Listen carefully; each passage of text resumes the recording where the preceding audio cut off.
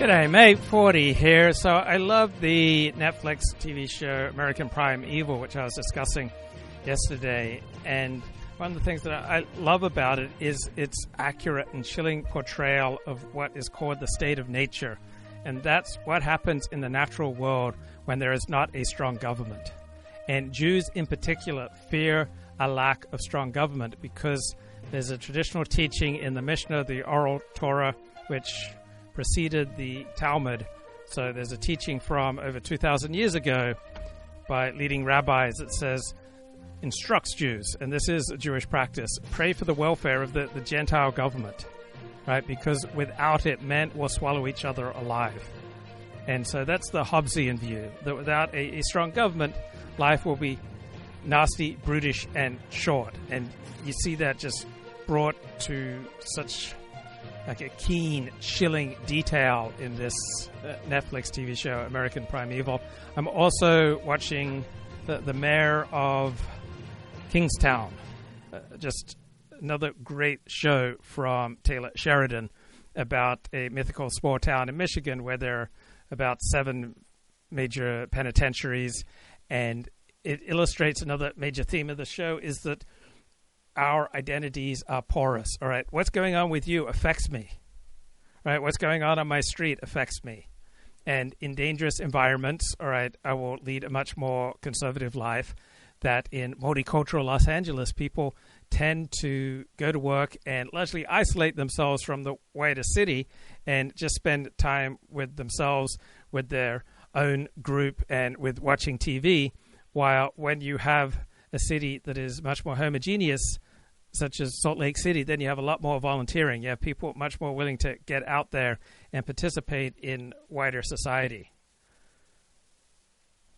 So Taylor Sheridan, all of his major TV shows, so Yellowstone, Mayor of Kingstown, Landman, Tulsa King, and then his movies, Sicario 2, worth a watch. All right, this is from Mark Halperin a few minutes ago. I got to say, I couldn't agree with you more. I don't know for sure the origins of the virus, but I know that there's plenty of reasons to be open to the story. And what could be a bigger story than the country with whom we're in an existential struggle for supremacy in the world through their actions, potentially destroyed millions of lives and trillions of dollars and brought the world to our heart, ruined the education arc of many children, at least in the short term. I mean, and how my colleagues in the media couldn't jump on this as the story of the century.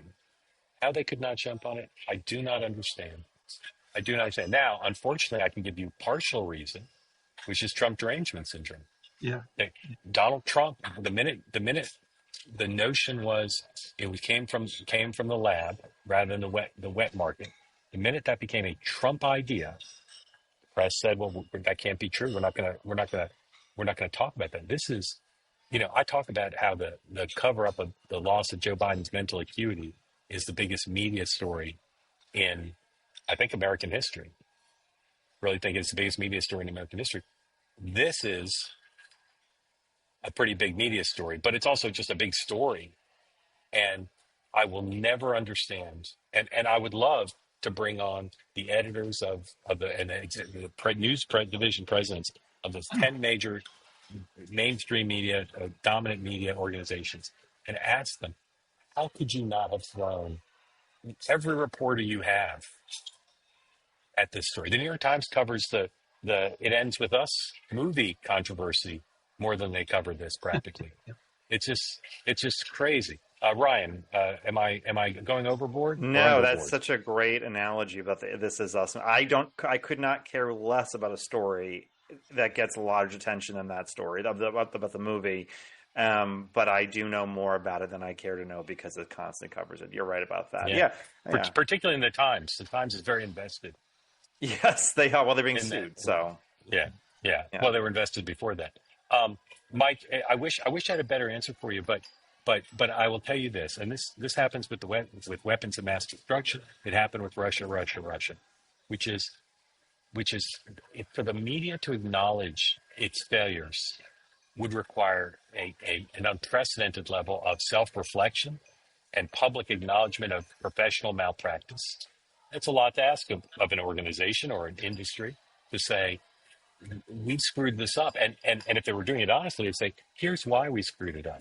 There's simply no justification for the failure, which persists to this day, as it does, by the way, on the cover-up of the Biden mental acuity list, persists to this day. Failure to cover it and to throw resources at it and to write editorials condemning the Chinese.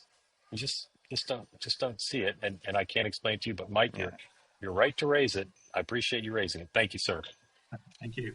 Thanks for coming in. All right, let's get one more in. Remember, we're ending early tonight because. All right, some good points there by Mark Halperin on the news media. All right, let's get the beginning of Laura Ingraham. In the ongoing robed resistance to the Trump agenda. Now, this case involving a case that could have profound implications for our military readiness and cohesion. Now, first, a little background. Now, recall that Joe Biden had issued an executive order allowing openly trans people to serve in our military, which, of course, emboldened the activist. We must set our sights higher and focus on intentional inclusivity for all of you out there. I ask you to set out your symbols of pride, share your pronouns in your email, particularly if you're a person who doesn't think they need to. Initiate difficult conversations about racial and gender barriers, and share a bit of your vulnerability in a way that draws others in. Yeah, because we spend $890 billion on our military to showcase our vulnerability. Anyway, Trump rescinded Biden's trans order and issued his own, effectively barring transgender service personnel from being in the U.S. Military, noting in part that the armed forces have been afflicted with radical gender ideology to appease activists unconcerned with the requirements of military service, like physical and mental health, selflessness, and unit cohesion. And it went on to conclude that expressing a false gender identity divergent from an individual's sex cannot satisfy the rigorous standards necessary for military service. Adoption of a gender identity inconsistent with an individual's self conflicts with a soldier's commitment to an honorable, truthful, and disciplined lifestyle. And it goes on and on. Well, what happened at that point? Well, they went crazy. Keep scrolling, kids. I don't need to read the whole thing. Well, 2 LGBTQ organizations filed suit in federal court to enjoin the Trump order, and the hearing was today. Now, right off the bat, the judge in this case, Ana Cecilia Reyes, revealed her bias, taking extreme umbrage at the use of the words gender ideology in the Trump EO, and argued that the entire order is just basically an attack on trans people's character, saying, this is a policy of the President of the United States affecting thousands of people. To call an entire group of people liars who have no integrity, how is that other than showing animus, she said. Well, throughout the hearing today, she sounded more like a lawyer for the plaintiffs than an impartial jurist, saying, if you were in a foxhole, you wouldn't care about their gender ideology, right? She went on to suggest that the DOJ lawyer would be happy with someone that of the plaintiff's commendations, fighting right alongside him. Now, at one point, she literally made the DOJ lawyer sit down in an attempt to prove her point, equating someone's alma mater with gender dysphoria, saying, what if I said no one who graduated from UVA Law School can argue before me? I guess he went to UVA, as I did. Sit down, she said to him. Well, he stood there, and she said, go sit down. Then she brought him back up and said something along the lines of, did you see how unfair that is? Of course, this is ludicrous. The bottom line is the president is the commander-in-chief, and it is well within his Article II rights to make determinations regarding readiness and fitness for service. Now, we know what happened. Okay, where do we know the name of the Delta pilot? I mean, the cause of the crash seems pretty doggone clear. All right, so look at the Delta accident. Look at the smooth landing. Look at the contrast. Okay, the nose doesn't tilt up. Oh, fuck. Oh, fuck. Oh, no.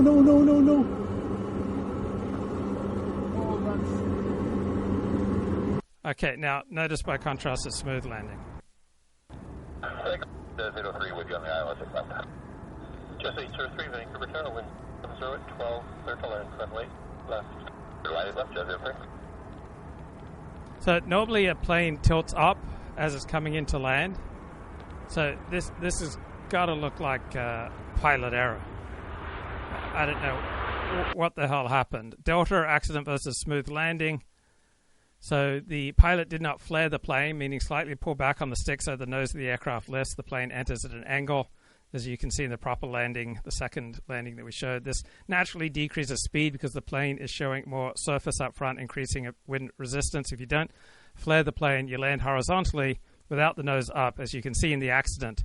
Right, that's way too much stress on the landing gear. Right, and it's like jogging when you're 58. I'm 58. I don't do much jogging anymore because you better have great collective tissue if you want to start jogging, because jogging puts a lot of stress on your connecting tissue. And the more you have weird interfering tension patterns, right, the heavier your footprint. And so the more likely you are to get into trouble. So the Delta plane's landing gear collapsed under the force. The plane hit the runway flat and then rolled over several times. It's a miracle everyone survived. So here's a pinned video on Delta's TikTok account. So regardless of whether it's a DEI pilot or not, Delta has long been a major advocate for DEI, and you don't get DEI without reducing standards and without reducing quality. So who was the doggone pilot of this Delta flight, right? So video shows no usual flare of the jet where the pilot pulls the nose up just before landing to slow the plane down. Big pilot error puts tremendous weight on the landing gear, which appears to have collapsed. So doesn't seem that difficult to understand why this plane crashed. Here we go. It has snow, and it's a huge jet. When I heard regional jet, I thought small. No, it's a huge jet. And fire when the wheels touch down, or so it looks, followed by a cloud of black smoke. It's very clear. I don't know why this guy was filming this particular landing, but man, he got the whole thing. It went on its side. It then flipped upside down, and somehow everyone survived. So, Wiz, how does this happen? Well, Megyn, thanks for having me back again. Sadly, under these circumstances, or actually since everybody got out, I guess we're okay.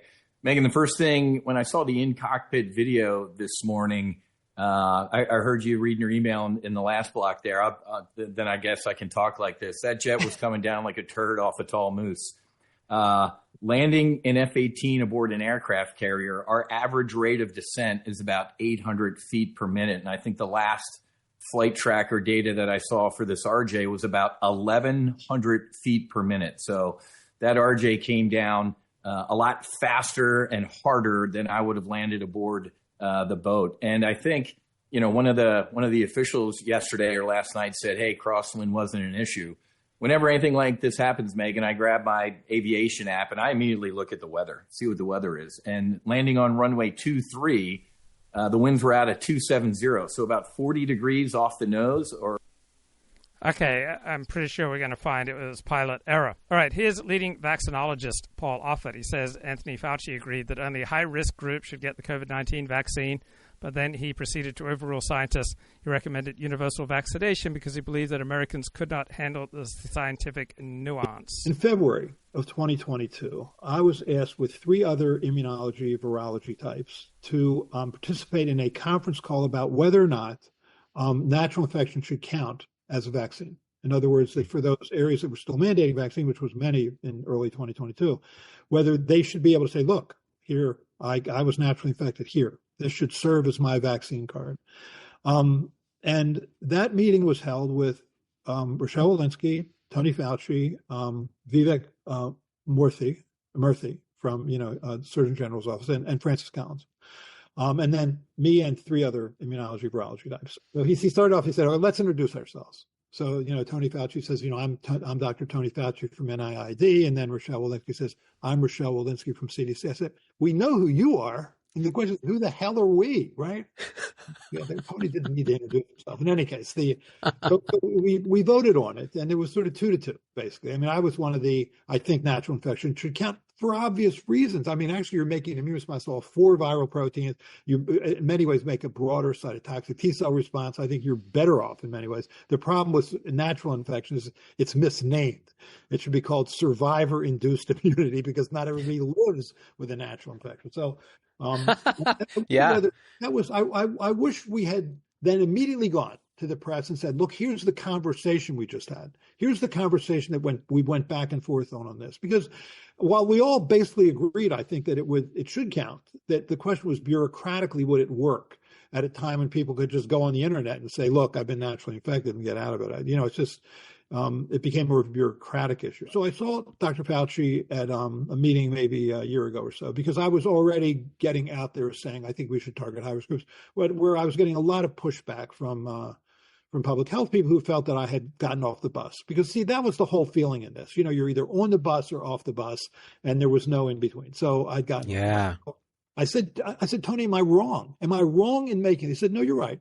We should target high-risk groups. He said, the problem is, the minute you say that, it becomes a nuanced message. And a nuanced message is a garbled message. If you really want to make sure those groups get vaccinated, then you recommend it for everybody.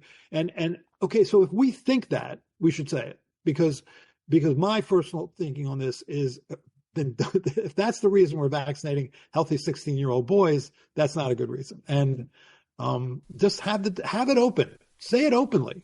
You know what I'm saying? Because I think people are smart enough to hear it. Okay, so I went and read his latest book. Right, it's called You Bet Your Life, From Blood Transfusions to Mass Vaccination, The Long and Risky History of Medical Innovation. And this is how he concludes his book. Number 1, nature reveals its secrets slowly, grudgingly, and often with a human price. So scientists, academicians, pharmaceutical company execs must stay humble, respect the requisite learning curve that comes with new discovery.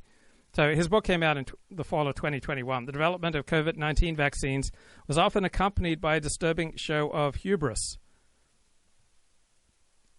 And so he argues that this lack of humility was especially concerning given that SARS-CoV-2 had already shown itself to be an elusive, difficult to characterize virus that had provided a number of surprising clinical and pathological problems, not least of which was inflammation of the blood vessels that could damage any organ, including the brain and the heart. And a learning curve lay ahead. So I went and looked up how many deaths in the United States can be attributed to COVID vaccines. And from a report in 2024, up to about 57 possible deaths due to COVID vaccines. His other concluding point is, although government guidelines lessen the chance of disasters, they will never eliminate them, right? No matter how much regulation, no matter how many training programs, fines, and penalties are put in place. But 3, tragedy shouldn't cause people to lose faith in the scientific endeavor. Science lurches forward in fits and starts, but it inevitably moves forward. Then he talks about the Qatar incident. So 100,000 children in the 1950s were inoculated with a polio vaccine that contained live polio virus. Tens of thousands of children were briefly paralyzed. Hundreds of kids were permanently paralyzed, and 10 were killed. Then federal regulators shut down the program for several months until they could figure out what went wrong. When they finally figured it out and they had better safety tests put in place, right, then they resumed vaccinating people. And overwhelmingly, after that, getting the Jonas Salk polio vaccine was far superior to not getting vaccinated. So a few months after the Qatar tragedy, polio vaccines were put back on the market. Parents had a choice to make. They could either trust that federal regulatory agencies had solved the problem, or they could wait a year to make sure the problem didn't recur. But the choice to wait without a vaccine, that is not risk-free either, because polio virus was still circulating in the community. It's animal testing can be falsely reassuring. In the end, no matter how well-informed you are about a new technology, you're always going to be gambling.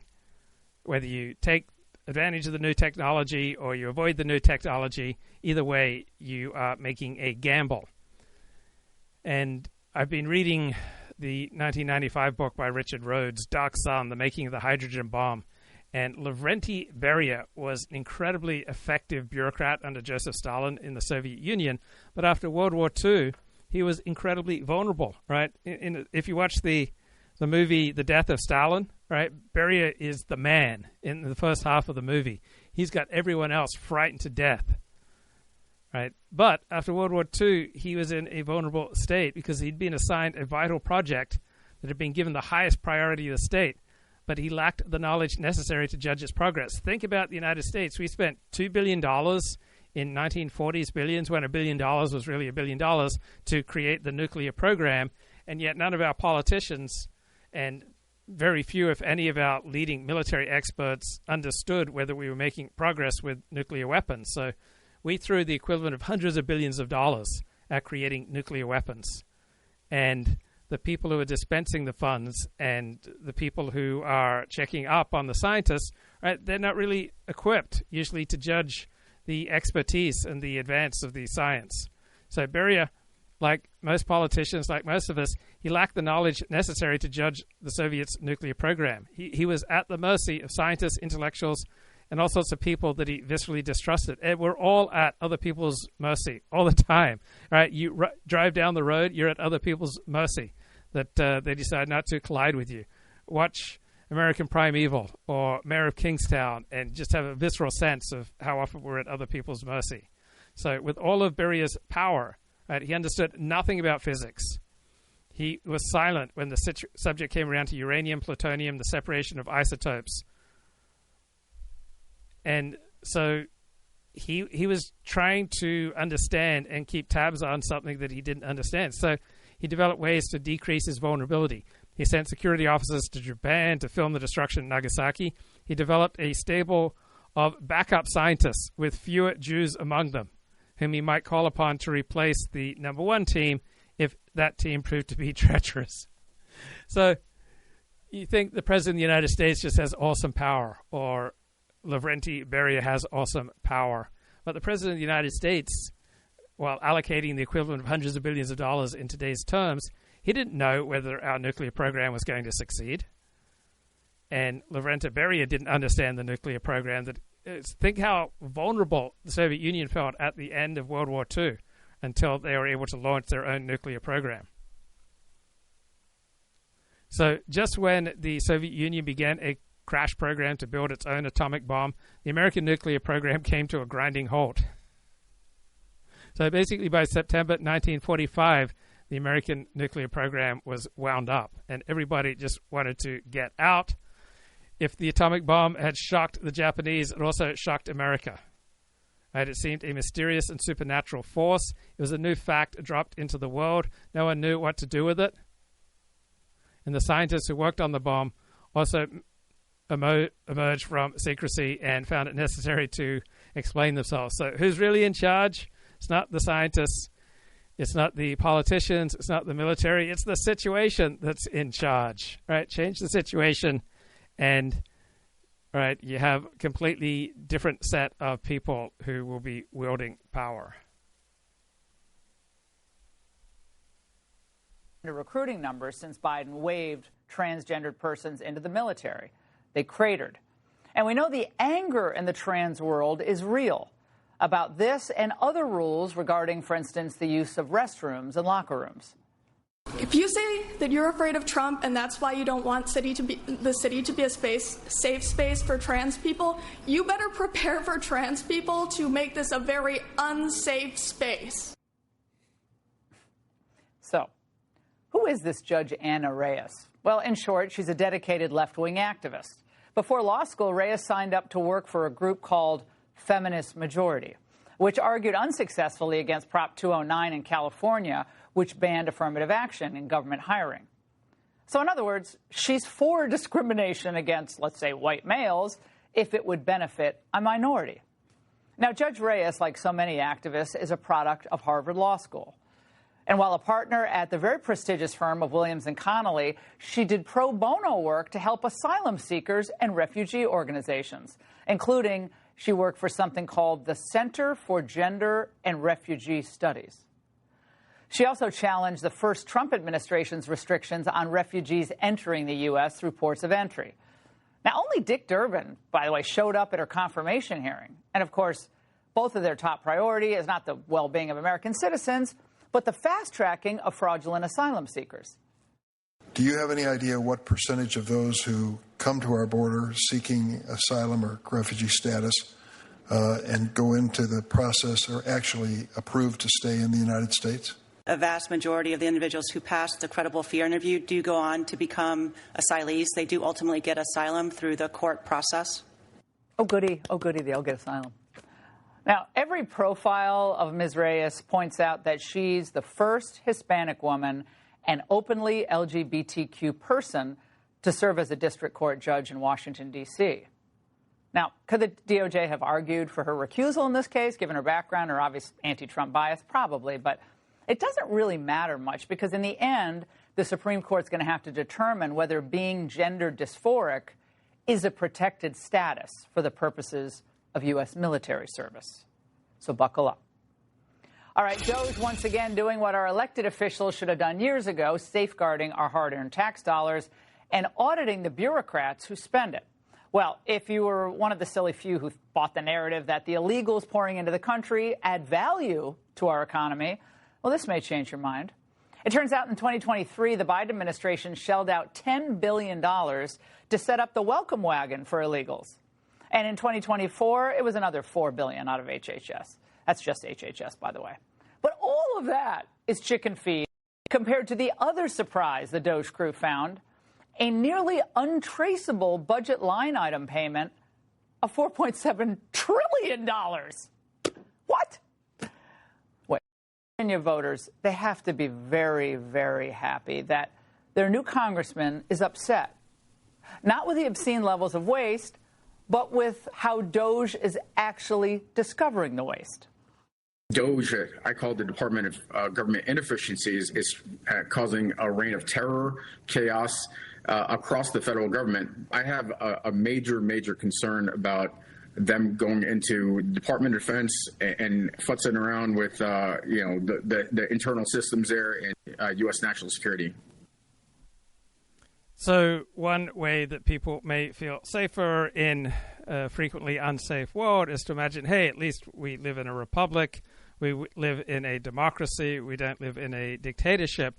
But as I've been hammering on for years, we live at times and in places and in situations according to a constitutional dictatorship. All right, so the normal political playbook for presidents in the United States is to say, we have an emergency, therefore I need these powers to deal with this emergency, and presidential power, right, grows ever larger. So what George W. Bush did after 9/11 essentially just played according to the standard script, right? He announced the existence of a new emergency, threatens the nation's survival, asked Congress for new powers to deal with it, and Congress replied eagerly, right? Passed the Patriot Act, reorganized government agencies, consolidated intelligence services, created a new Department of Homeland Security. And so Bush's actions matched the traditional pattern for American presidents. First, he declares a crisis or an emergency. And when you state there's a crisis or an emergency, then you can take away all sorts of rights that people had come to believe were just inevitable. But as we saw during COVID, the rights can be just taken away. Now, Bush also tried to grab additional emergency powers without asking for congressional approval in 3 areas. So his detention and interrogation, his creation of military commissions, and his secret domestic surveillance program. So this was his greatest mistake, and this is the source of his most ardent criticism.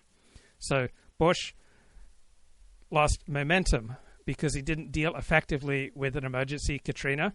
He lost momentum. He received criticism because he deviated from the traditional script for American presidents seeking emergency authority. So Donald Trump is not deviating from the script so far.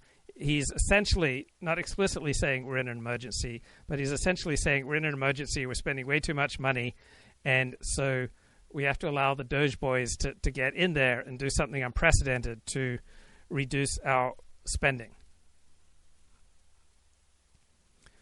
So in Bush's second term, he seemed to learn some lessons from his first term. So he convinced Congress to pass a bunch of legislation.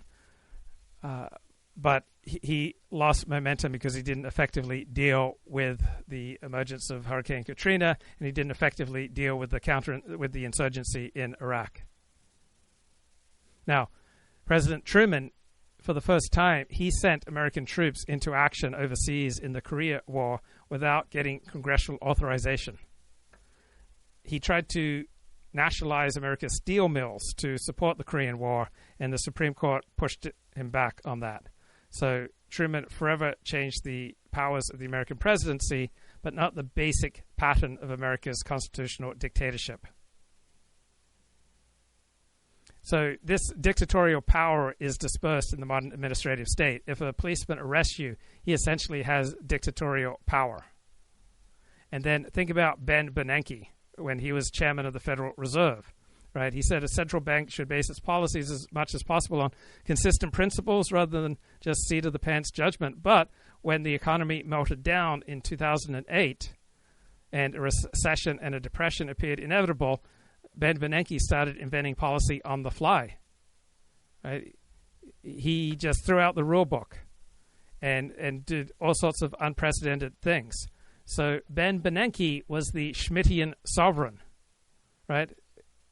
The sovereign is the person who can successfully define something as a crisis and then do whatever he thinks is necessary to meet the crisis. Now, Ben Bernanke is not a sovereign dictator. He is a constitutional or commissarial dictator. He enjoys his powers courtesy of a congressional statute. And the United States has a Federal Reserve Bank with just unprecedented powers compared to other reserve banks in other advanced economies. So the discretion that Ben Bernanke exercises, right, his power did not rest with the president, right? It rested with Ben Bernanke, who just started inventing things on the fly.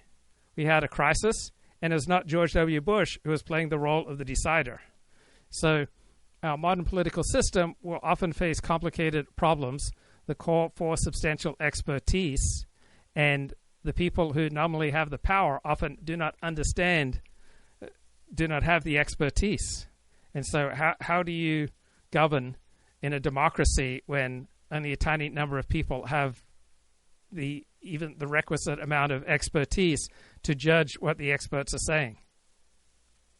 So our modern political administrative state completely overthrows conventional understandings of a dictator as just one single strongman at the top who makes key decisions. Again, it's the situation who creates the strongman. The 2008 global financial crash created a strongman in Ben Bernanke. So in California, we have a public health official at every county who has the power to shut down everything in that county, to enter any building to deal with a public health crisis. So in the economic crisis of 2008, President Bush was a figurehead. Right? It was the Treasury Secretary and the Chairman of the Federal Reserve who made the key decisions. Probably wondering what's going on with the commentary crew. It's been, in my reckoning, since I basically had my first child almost 21 years ago, has been in the works. Another example of how many of us feel helpless in the face of expertise. For 21 years. It's about the American Academy of Pediatrics, which sounds like a very official, wonderful organization, and bringing together all pediatricians to do pediatrician things and say pediatrician things and give you advice and provide you with the guidance that you want when you're, particularly if you're a first-time parent. Seth now has 3 kids. Christine has 2 kids. I have 3. Seth has 6 kids, excuse me. Christine has 2. I have 3. And when you're your first kid and you don't know what the hell you're doing, and you look things up and it says, well, the American Academy of Pediatrics says this and the American Academy of Pediatrics says that. And so at the time when I had my first kid in 2004, the American Academy of Pediatrics said, no screens for 2 years. Do not let your kid look at a screen, watch TV. This is before the iPad. Don't give them your phone. There weren't even iPhones yet. No screens, no TVs. Very bad for brain development. Terrible. This had the net effect of sort of making you, anytime you put on the TV and your kid was looking at you, felt guilty. If you felt guilty, you're doing something bad to your kid's brain. Over time, as your kids age, or you are like living in a world and you see what other people do, or you're just not like fanatical about things, you let that slide and you understand that maybe you need a break for 20 minutes. So you put on some, little show for kids, you still feel guilty. Like it's essentially designed in the classic way that these things are designed to say, don't do anything so that maybe you'll do half of it and then you'll like be better than just being totally laissez-faire. So that was my first experience at the American Academy of Pediatrics, and things have gotten worse from there over the last 20 years as it's become clear that the American Academy of Pediatrics is essentially a liberal, leftist, social organization, the purpose of which is to use their standing with neurotic parents to advance an extraordinarily politicized agenda. Yes, I mean their motto really should be often in error, never in doubt. I think the example of the screen time was something they did for a while, which is get out ahead of themselves, ahead of the research, and make rather dramatic statements, and then they'd have to roll those back a few years later when the evidence was coming in. I mean, that was the one recommendation I was kind of on board with because I hate screens for little kids, but they were wrong on the evidence. So that the whole point is that parents go to that organization to see what they assume what the general opinion of most pediatricians is. And that's where, as parents, we should no longer do that. I love my kid's pediatrician. She's fantastic. Most parents do love their kids' pediatricians. But this organization has become a social justice organization. We saw it first with transgender medicine, where they completely went full on board in absolute direct opposition to the evidence of the harms caused to children, embraced that. We've seen it during COVID, where they, after initially being thoughtful and making recommendations about kids coming back to school, when then first-term President Donald Trump said, oh, yes, this is a good idea. Let's get kids back in the classroom. They pivoted. They changed their recommendation, suggesting that perhaps it wasn't as scientific as we think, because they didn't want to be allied with President Trump. And they worked instead with the teachers unions who kept schools closed in this country for far too long. Same thing with masking. So that they have this it's not caution. It's caution with this very heavy overlay of left-leaning ideology. It's finally come to fruition in their treatment of, and you might be surprised to learn that the pediatricians organization has strong views on the Middle East, but they've come out in support of Hamas, literally someone who is a general in Hamas who also happened to be a pediatrician, calling for his release, and never mentioning, for example, all the children held hostage by Hamas, or the fact that it was a terrorist organization. So that was sort of the final straw for me, seeing them dabble in foreign policy and doing it so badly.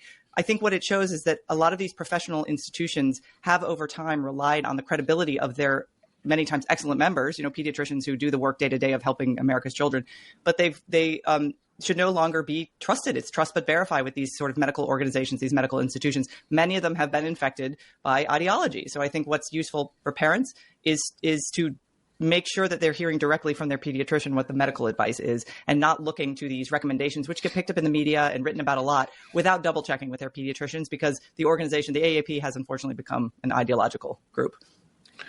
And of course, this is true basically of most nonprofits that represent professions that people go to work for them permanently.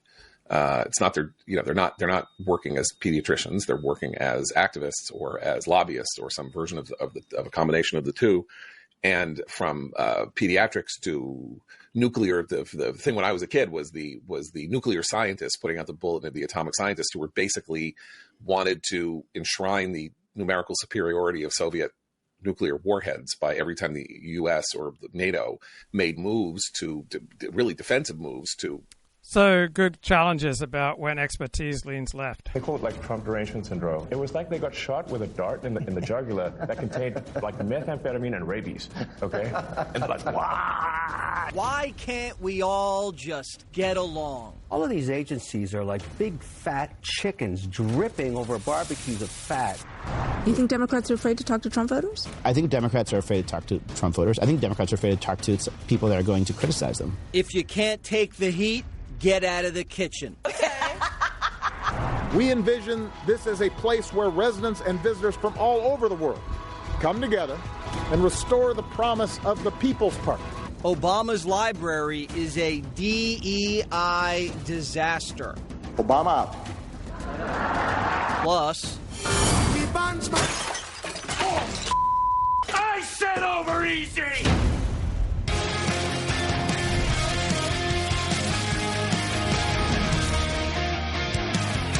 Democrats don't believe Trump when he says DOGE is finding fraud. They say he doesn't have any evidence. Well, today, the president brought receipts.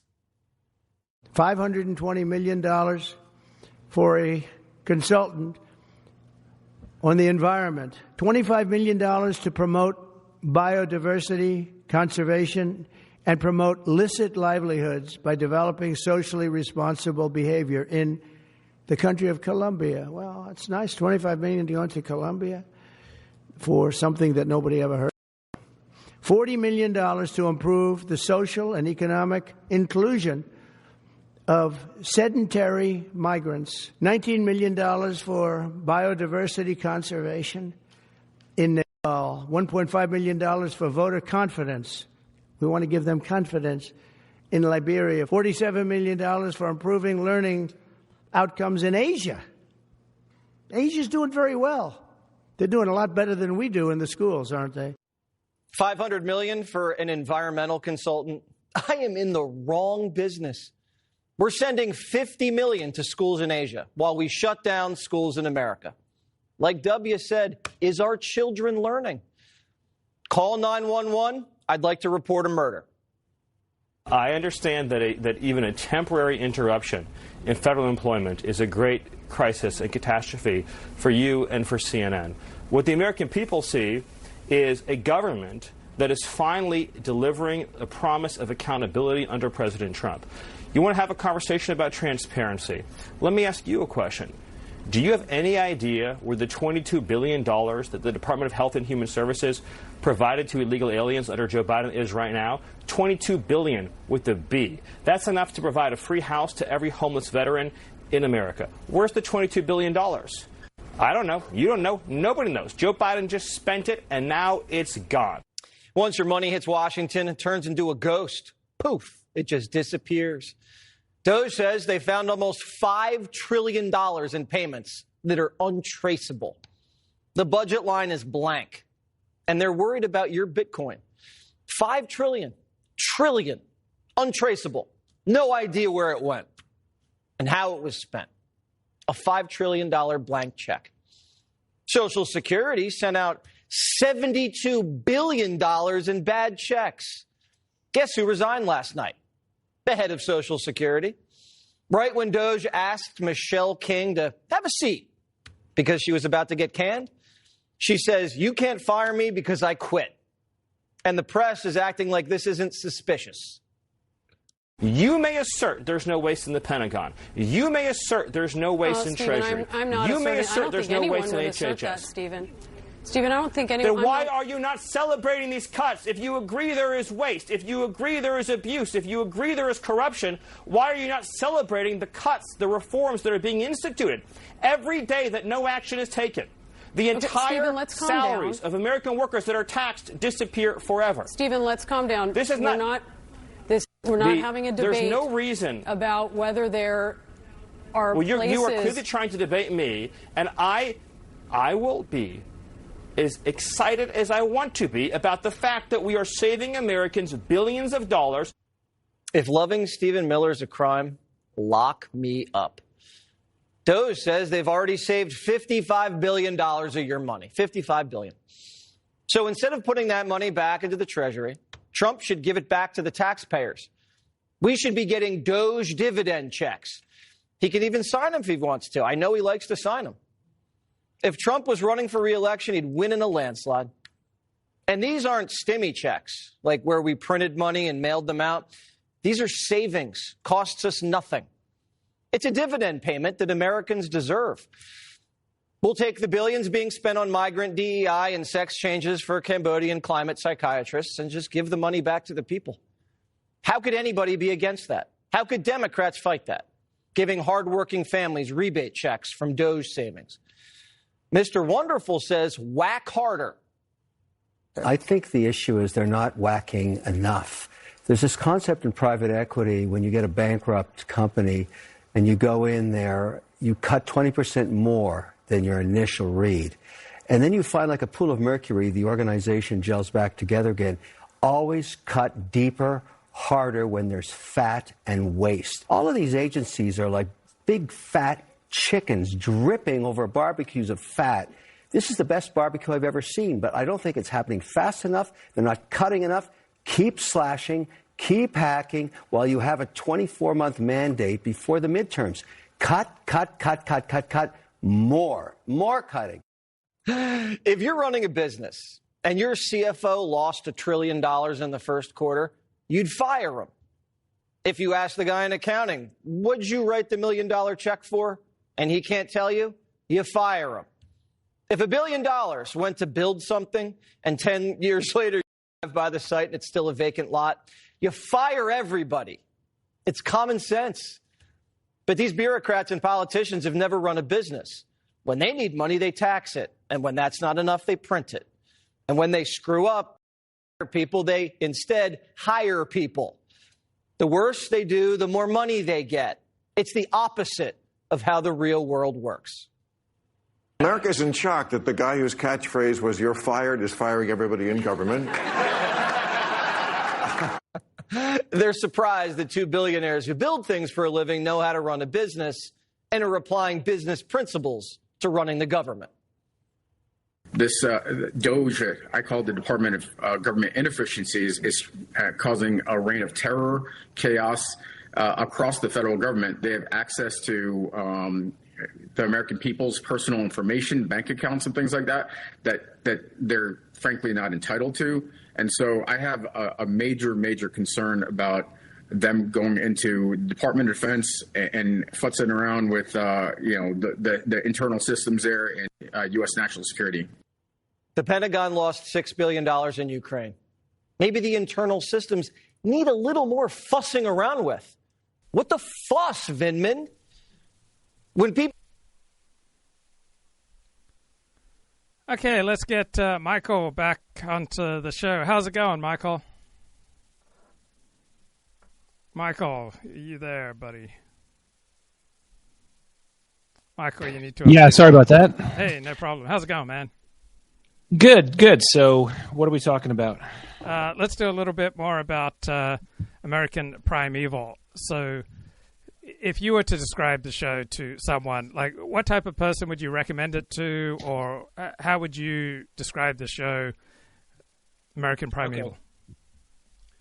Well, like we were saying last time, I thought it was almost entering into the genre of horror. It was so graphic that, but at the same time, it was, a period piece. It was something for people interested in history. So I would recommend it to pretty much anyone. Okay. And how did it affect you? Like for me, it was, wow, this is such a sharp portrayal of life without the state, right? Without some ordering, civilizing power that is keeping us safe, right? This is what life looks like. But were you inspired to any philosophical contemplation? No. I was, it got me interested in the history of it. And I think that anytime a series or a documentary makes you want to go read about it, then I think that that it's successful. So, I read up on the history of what exactly was Brigham Young up to then, and what exactly was the beginnings of Mormonism. Were they as diabolical as they were portrayed in that show? And I mean, I think Mormons have a kind of a PR problem probably based on their kind of eccentric beliefs. And do you believe Mormons are Christians? I don't know. I mean, I think that's a claim that Christians might make. I'm not really religious, so I wouldn't really have a dog in that fight. I don't have a god in that fight. Right. Okay. And then there was a terrific Netflix documentary on O.J. Simpson. What stood out to you in that Netflix series? Yeah. So this is where we got cut off last time. Excuse me. Well, first of all, the first episode it has a lot with Mark Furman. And if you think about it, Mark Furman has been kind of normalized in the last decade. I don't know if you noticed this, but he's been on Fox News kind of doing commentary. Not a lot, but like at some point he was.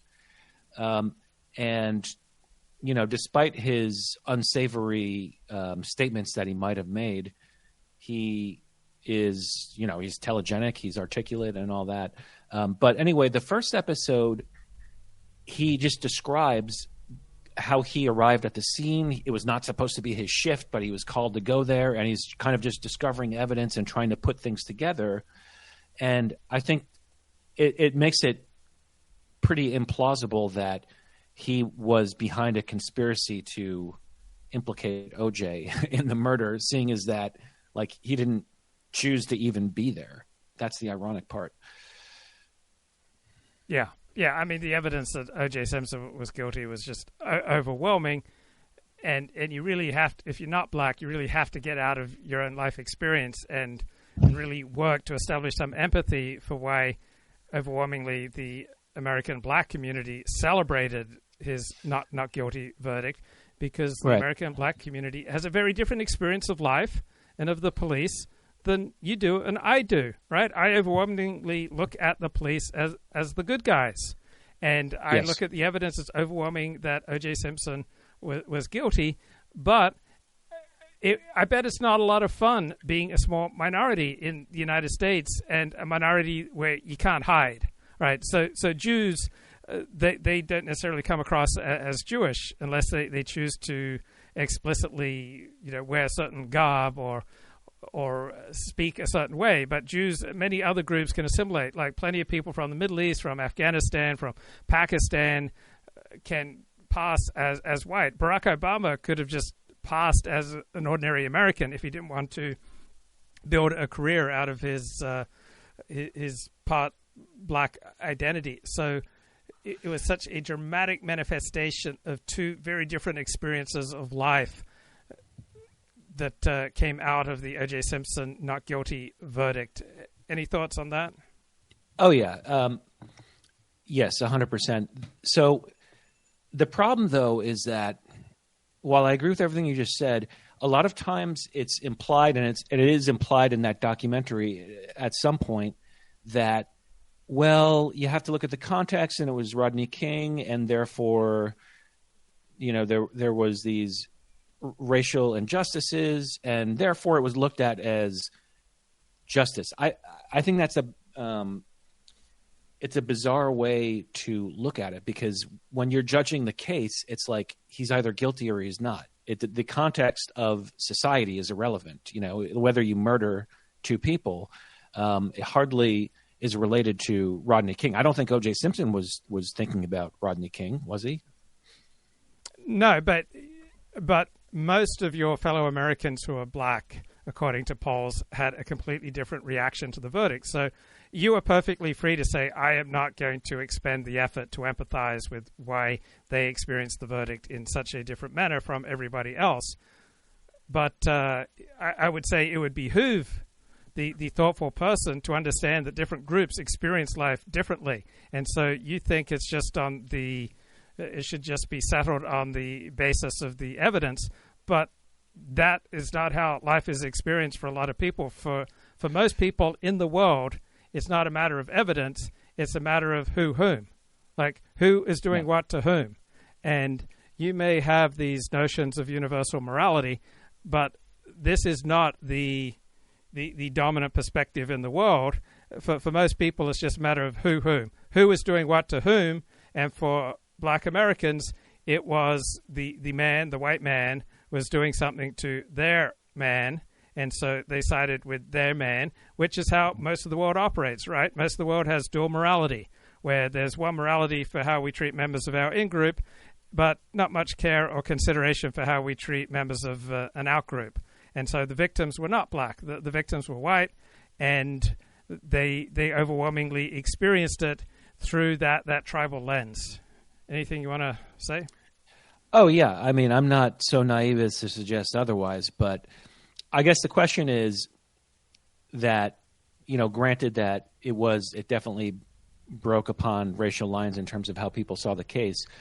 The question is, were they happy because they thought he was innocent, or were they happy because it was just a win, even though they knew he was guilty? And also, just to add the caveat that you did have, you had an African-American lawyer on the prosecution, Christopher Darden, who was a terrible, terrible, terrible lawyer. Yeah, do you think so? Was he? Yeah, I don't know, but he does a good job, at least in the documentary, in explaining his perspective. And I was quite young during the actual case, so I've just read about it, but I like the fact that at least this guy, he's like, yeah, I looked at the evidence and he was obviously guilty, and he had to deal with the social pressure because he's expected not to be on the prosecution, and he's expected to show racial solidarity, but meanwhile he's just like, I'm looking at the evidence. And the same with OJ had a friend that testified against him too, another African-American guy. So it kind of makes you appreciate it more, doesn't it?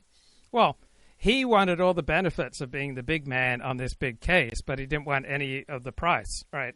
But all benefits come with a price, right? He operated in a disastrous fashion when he insisted that O.J. Simpson try out the glove. You never, ever try anything in court where you don't already know the answer. And he was put forward because he was black. He was not among the top 100 prosecutors, right? Right. He was solely put forward because he was black, but he wants to deny that. The prosecuting team wants to deny that. Everyone knows that he was solely put forward because he was black, and there's a price for that. Right, you want to benefit from affirmative action, right? You want to benefit from working the system, right? You want to get ahead through working the system, then there's a price to be paid. But people, they just want all the advantages of working the system, but they don't want to pay any price, right? He rightly, will go down in history as someone who contributed to bungling the trial, played a huge role in bungling the trial, and he was only there because he was black. He was not there because he was among the top 100 top prosecutors in that department. And so you see the opportunity to play a big role in a big case. Well, there's going to be a price to pay. You're not going to get that amount of fame, all right, and not expect a downside. Right. Well, I mean, first of all, I'm against affirmative action. I'm with you there. However, I didn't get the sense like he even volunteered. I think he kind of reluctantly accepted. And yeah, I do think he was chosen for his race, but I think that kind of just happens all the time in a trial. You're like, okay, who's going to connect with the jury? Like, let's put a woman in here.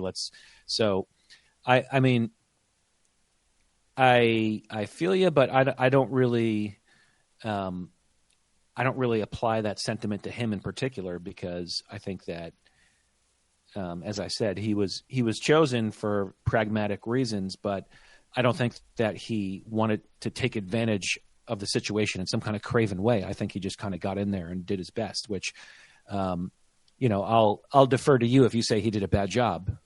But I think he comes off good in the documentary at any rate. So there was a UCLA professor who analyzed affirmative action entrance into medical schools, and it turns out that the average test scores of blacks who are admitted to medical school in the United States, their test scores are lower than the average scores for whites and Asians who are rejected. And so 7 out of 8 blacks who get into medical school in the United States require substantial amounts of affirmative action. And so I could understand why people would want to take advantage of this opportunity, but this creates the reality of you go see a black doctor, and if you don't know anything else, right, the odds are about 85% that this person has required substantial amounts of affirmative action. Do you want an affirmative action doctor? Do you want an affirmative action lawyer? Do you want an affirmative action accountant? Right? Do you want to rest your life or your well-being in the hands of someone who has substantially benefited from affirmative action? And now 10-15% of the time, people did not depend on affirmative action. But the reality is, because the statistics say about 85% of the time, if you're a black in an American medical school, you have substantially benefited from affirmative action. That places all black doctors under a pall of suspicion unless there's overwhelming evidence to the contrary, and that's unfair to the 15% who didn't require affirmative action, but that's the reality, because the way life works, we don't have time to make a lot of nuanced decisions, right? It just takes too much processing power. So people are just going to automatically have a great amount of suspicion when there are groups that substantially benefit from affirmative action. Any thoughts? No, I get it. Trust me. Like I know all the arguments, and we'll see if things change with the Supreme Court decision. But getting back to OJ, I kind of on the same topic. It's funny that Johnny Cochran's team knew that when the jury was overwhelmingly African American, he's like, clearly that's a good thing for us. But Marcia Clark was naive enough to think it was good for her. Yeah, she was an idiot. And again, she was not the best and the brightest. She was pretty good, but she was an idiot in that she thought that sex would be more powerful than race. And there are times when sex is more powerful than race, but in that situation, race was obviously far more powerful than sex. So Marcia Clark was thrilled to get women on the jury, but black women, right, they weren't going to vote to convict O.J. Simpson. I served on a jury, and there were 2 blacks on the jury. We were judging a man who had an obvious blood alcohol content that violated the law, just astronomical blood alcohol content. But according to the 2 blacks on the jury, 2 black women on the jury, we already have enough black men in prison, so they were not going to vote to convict no matter the evidence. And so the Anglo-Saxon judicial system of trial by jury works for certain people, but it doesn't work so well in a tribal society. So it used to be when you first had Jewish immigrants or other types of immigrants, all right, they were much less likely to vote to convict one of their own. We, in the United States, we have an Anglo-Saxon judicial and political system, but it can be easily abused by those who have a far more tribal outlook. Any thoughts? Well, and if that sounds untoward, I just point you to the fact that Johnny Cochran himself were like, okay, this is good for us. So they had a preference, so they're obviously aware of this dynamic as well. Yeah. I mean, they understood reality more clearly. The case was decided once the LA DA shifted the case from Santa Monica to downtown. Right? If they'd held the trial in Santa Monica with that kind of demographic, right, overwhelmingly likely that O.J. Simpson would have been found guilty in the criminal trial. Once they shifted it to downtown, they made it verging on the impossible to convict him. Right, and according to the documentary, the prosecution did so because they were scared that if he were convicted by a white jury that there would be riots. So they kind of just acquiesced up front. Which is a consideration. So let's say he was convicted and then there were riots that took the lives of 100 people and caused $50 billion worth of damage. Right? It's not just to shift the system so that you make it easier for him to get off, but it's probably better for society, right, to have O.J. Simpson declared not guilty in a criminal trial and skip the riots. Yeah. Maybe that's what they. I mean, they pretty much said as much. So, but then you had, you had an unjust outcome, obviously. But and here's another thing I thought was interesting. So Mark Fuhrman, the show kind of becomes about him. The trial becomes about is Mark Fuhrman racist rather than did OJ commit murder? Yes.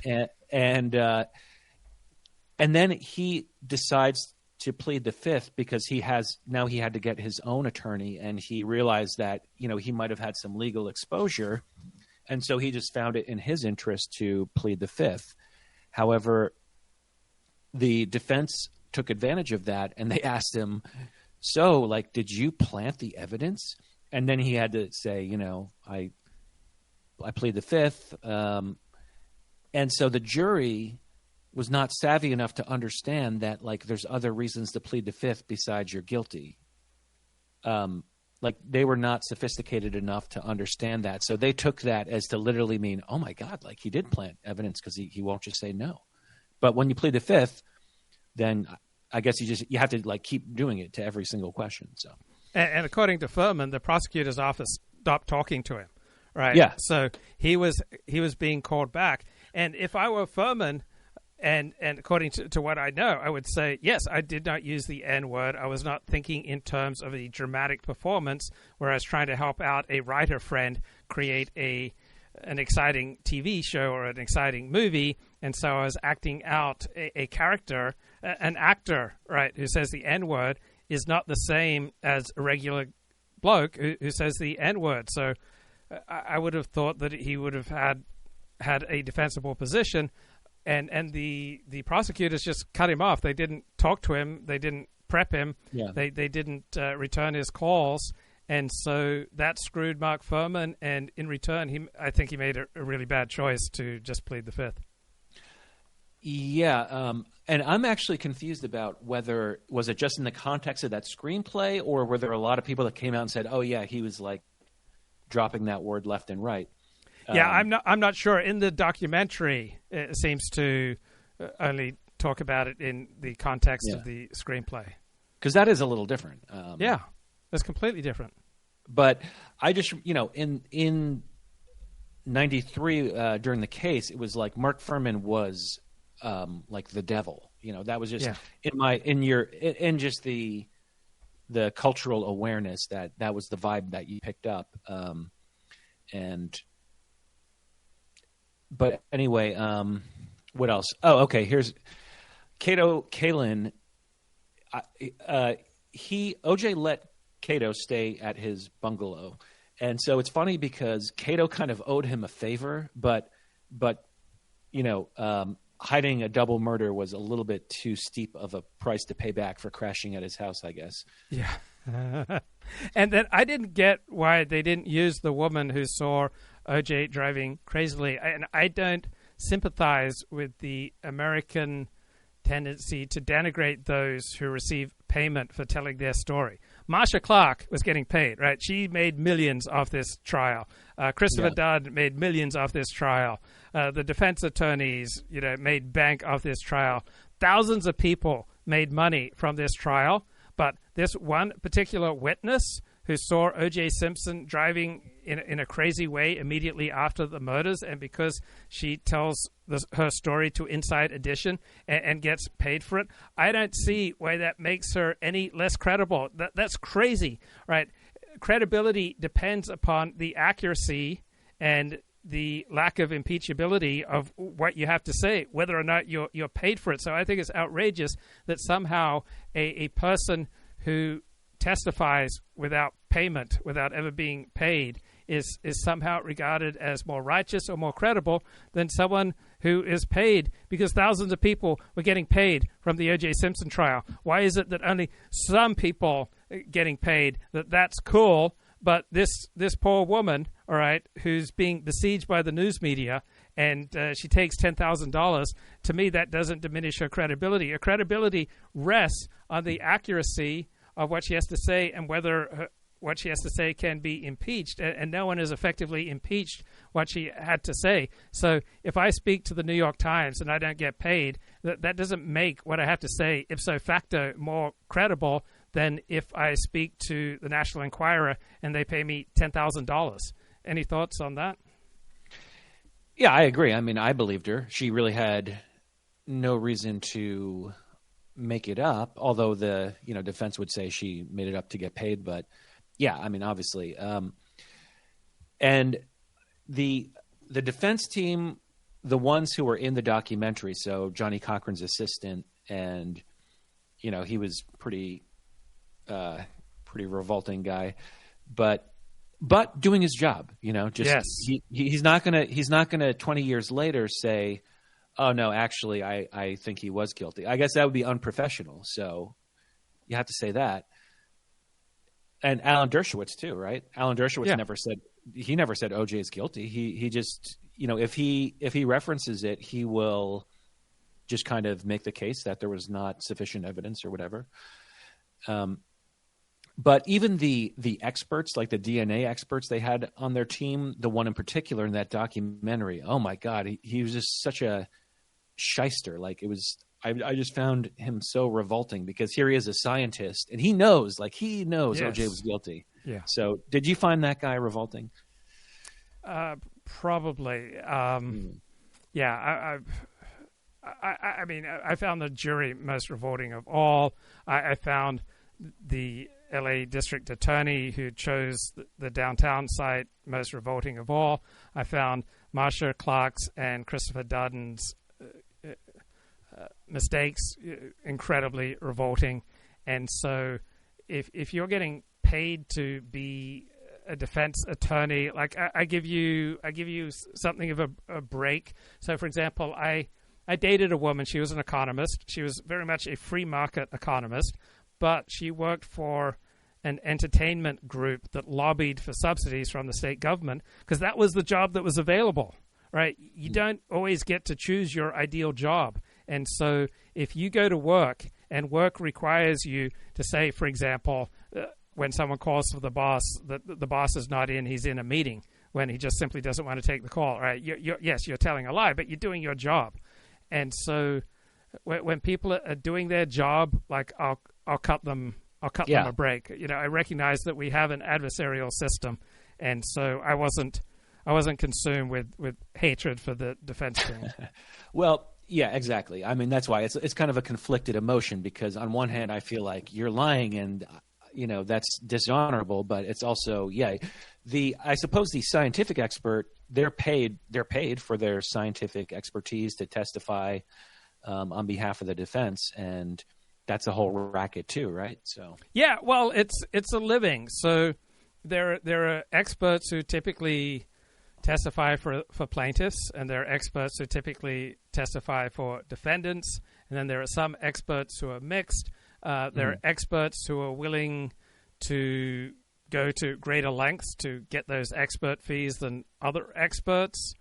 So it's complicated. But if you're willing to lie to collect your fees, it is distasteful.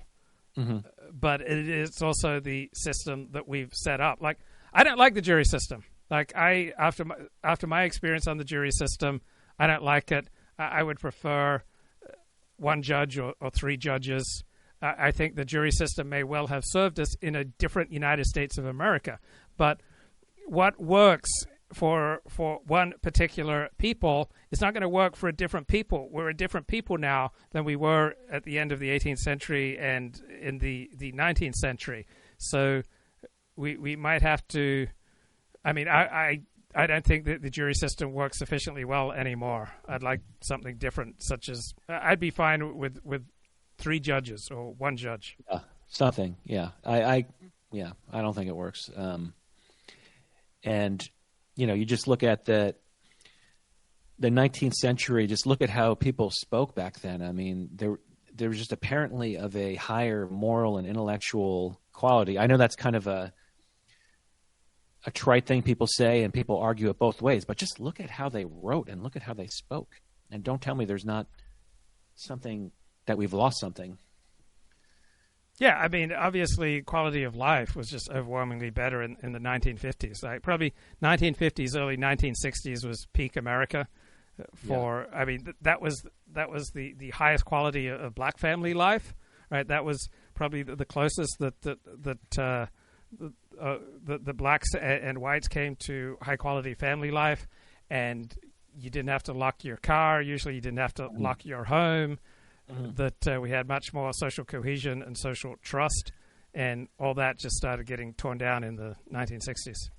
Yeah, but I kind of like your riff when you kind of play devil's advocate, that for those conservatives, those curmudgeons that think everything is worse and it's getting worse, I like how you tend to disagree with that in a way. Yeah, I recognize that, yes, quality of life, overall quality of life, the overall sense of social cohesion and social trust much higher in the 1950s, but I lack patience for those who can only wax lyrical about the past and only crap on the present. Right? There are ways that life is better now than it was in the 1950s, and just that blinkered view of the past was great and the present sucks. Yeah. I don't have any patience for that. Well, and I think, I think your show has a positive message, because what you're saying to people, what you're saying to conservatives and people on the right wing is that you have to, although you don't necessarily use these words, is you have to find a way to fit into the world as it is, and you have to try to have a good life, even though, there's policies you don't like and there's changes you don't like. I mean, I kind of just give up on social cohesion in 1950s. It's like, I'm just trying to enjoy life as it is right now. But trust me, I get the arguments. I get it, but it's just not. It's as I guess you would say, it's not an adaptive mindset to just constantly be looking around and saying, "I hate this. I hate everyone." So that's not how. In some ways, I don't even. I have conservative views, but I don't really live my life like a conservative, and I don't think you do either. Although you are an Orthodox Jew, that's pretty conservative. But I live in Los Angeles. I sometimes ride the bus, sometimes ride the subway. I go to writer gatherings that are incredibly racially, religiously diverse, and move fairly happily through that. Yes, yeah, same. I think we're both. It's a different thing to be like a cosmopolitan conservative than like a rural conservative. So it's and there's not really too many of us either. So how do you spend your intellectual time? Do you primarily spend it reading books? Do you primarily spend it reading newspapers, listening to podcasts? That time that you set aside for thinking about the news and ideas, how do you divide it up? Wow.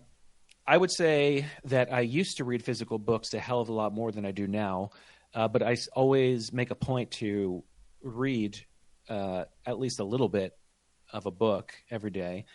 But then when it comes to the news, I consume a lot of news. I've always been a news junkie, and that's kind of my point of interest, I guess. So I read news online. I don't really subscribe to any newspapers. I just kind of randomly.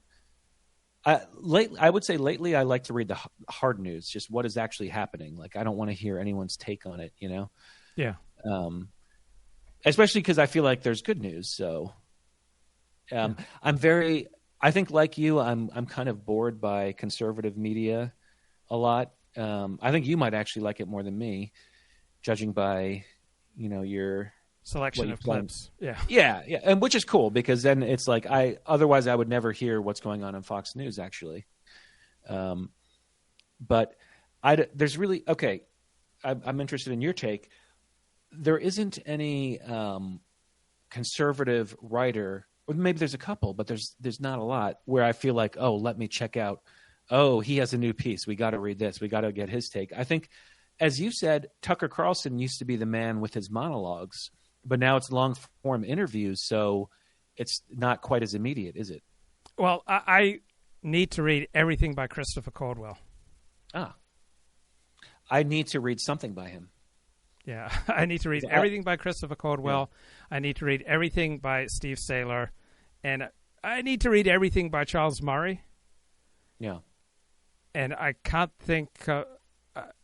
Then we go to academia. I have to read everything by a philosopher of the social sciences named Stephen Turner. So he's an academic.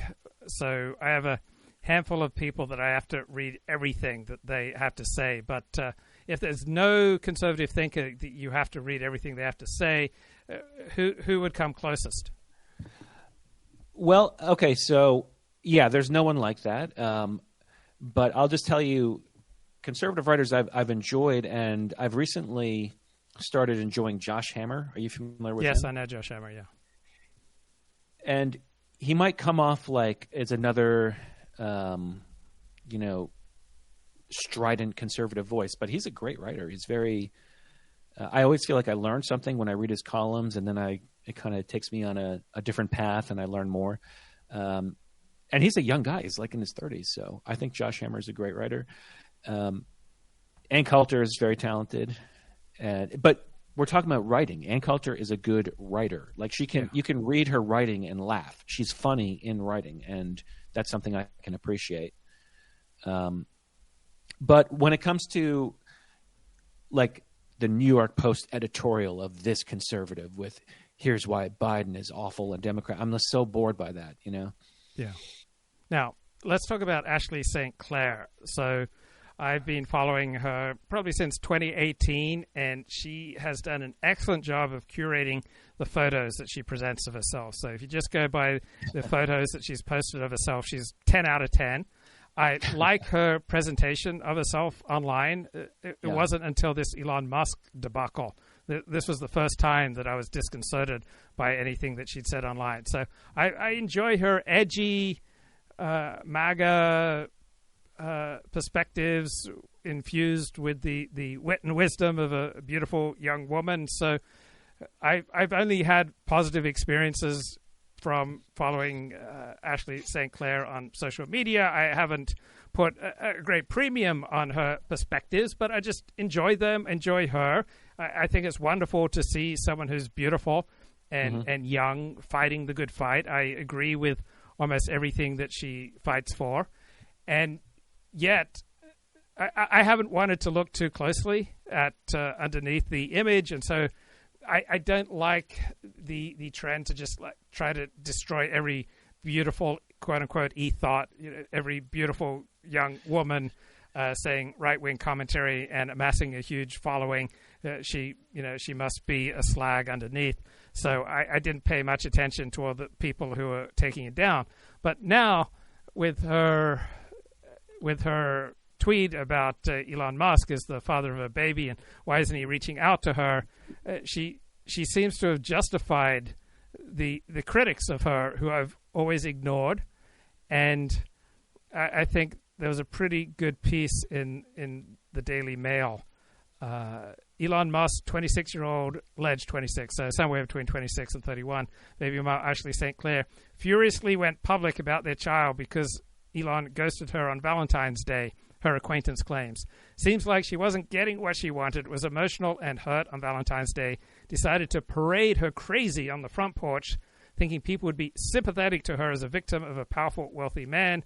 Ashley paraded her crazy on the front porch and invited the media to capture it.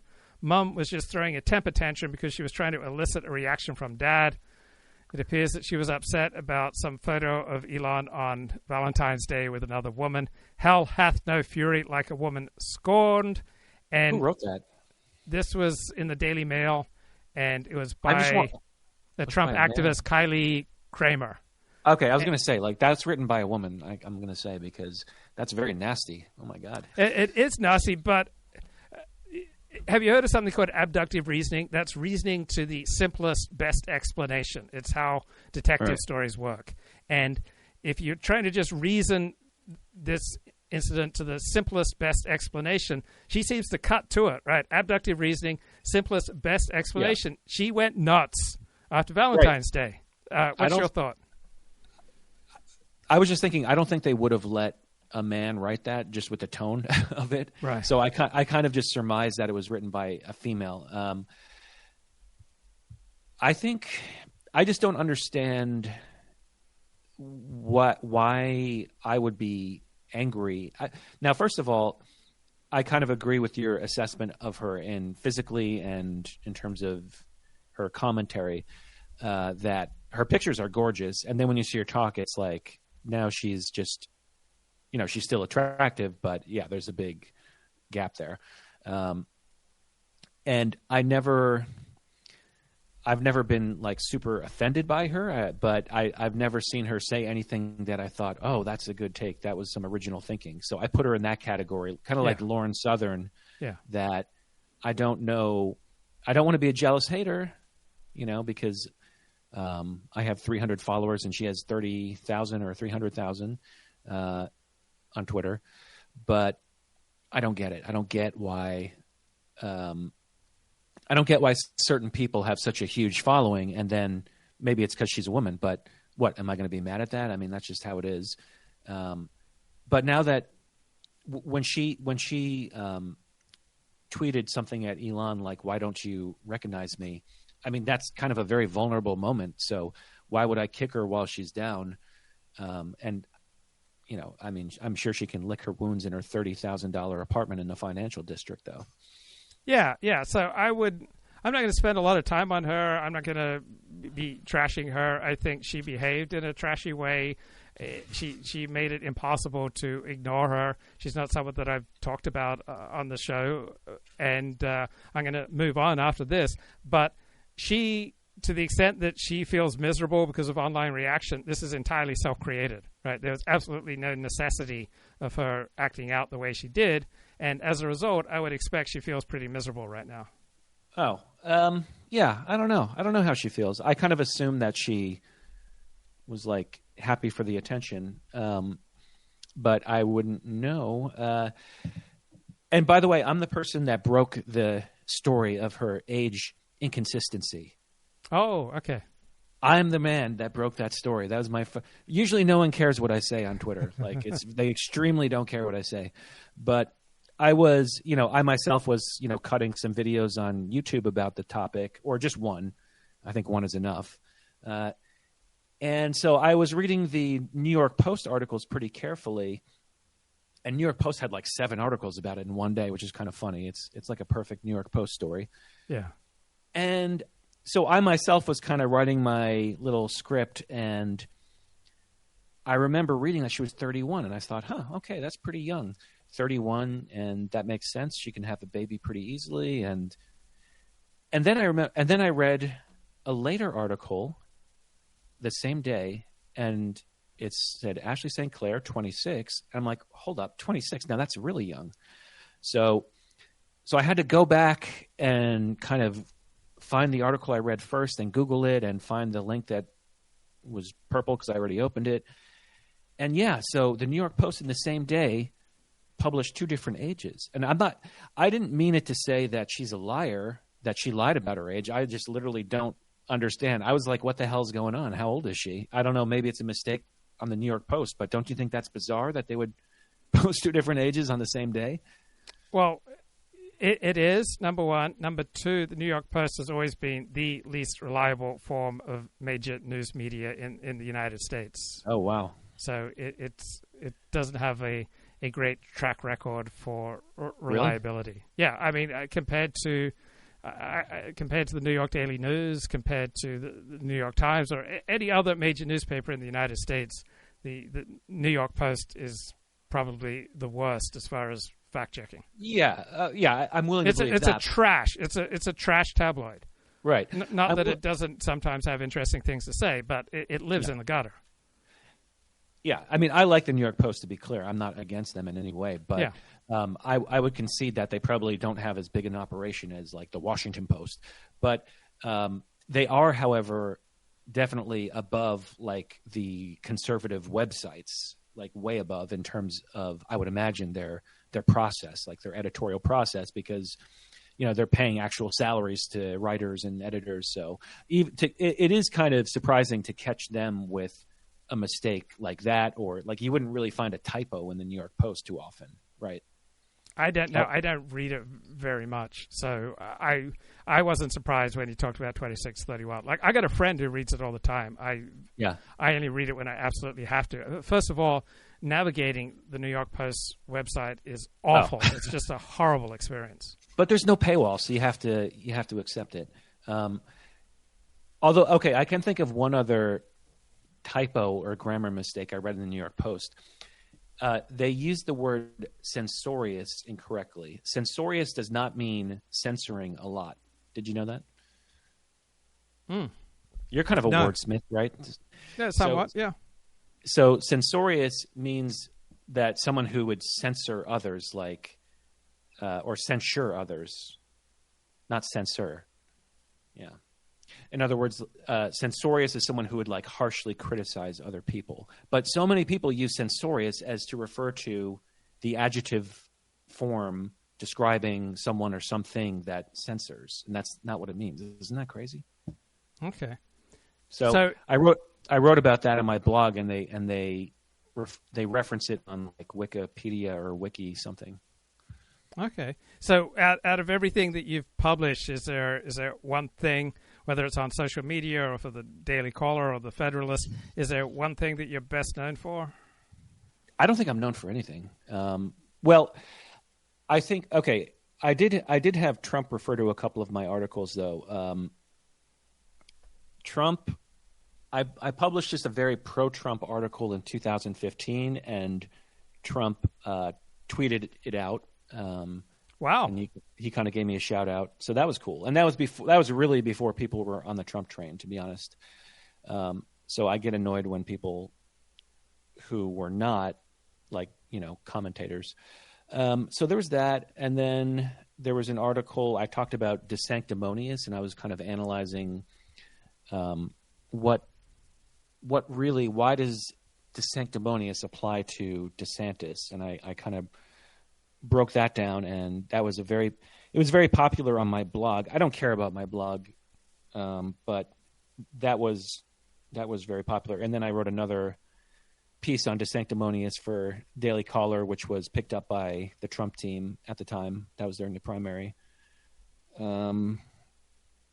So that, I guess those would be the more high profile. So when did you think that Donald Trump was a possible next president of the United States? So for me, it happened in early August when he was at a rally, I think in Arkansas, and Jeff Sessions came up and introduced him. Yeah. And I saw that in something like early August of 2015, and I got the chills somehow watching it. And I never watch politicians.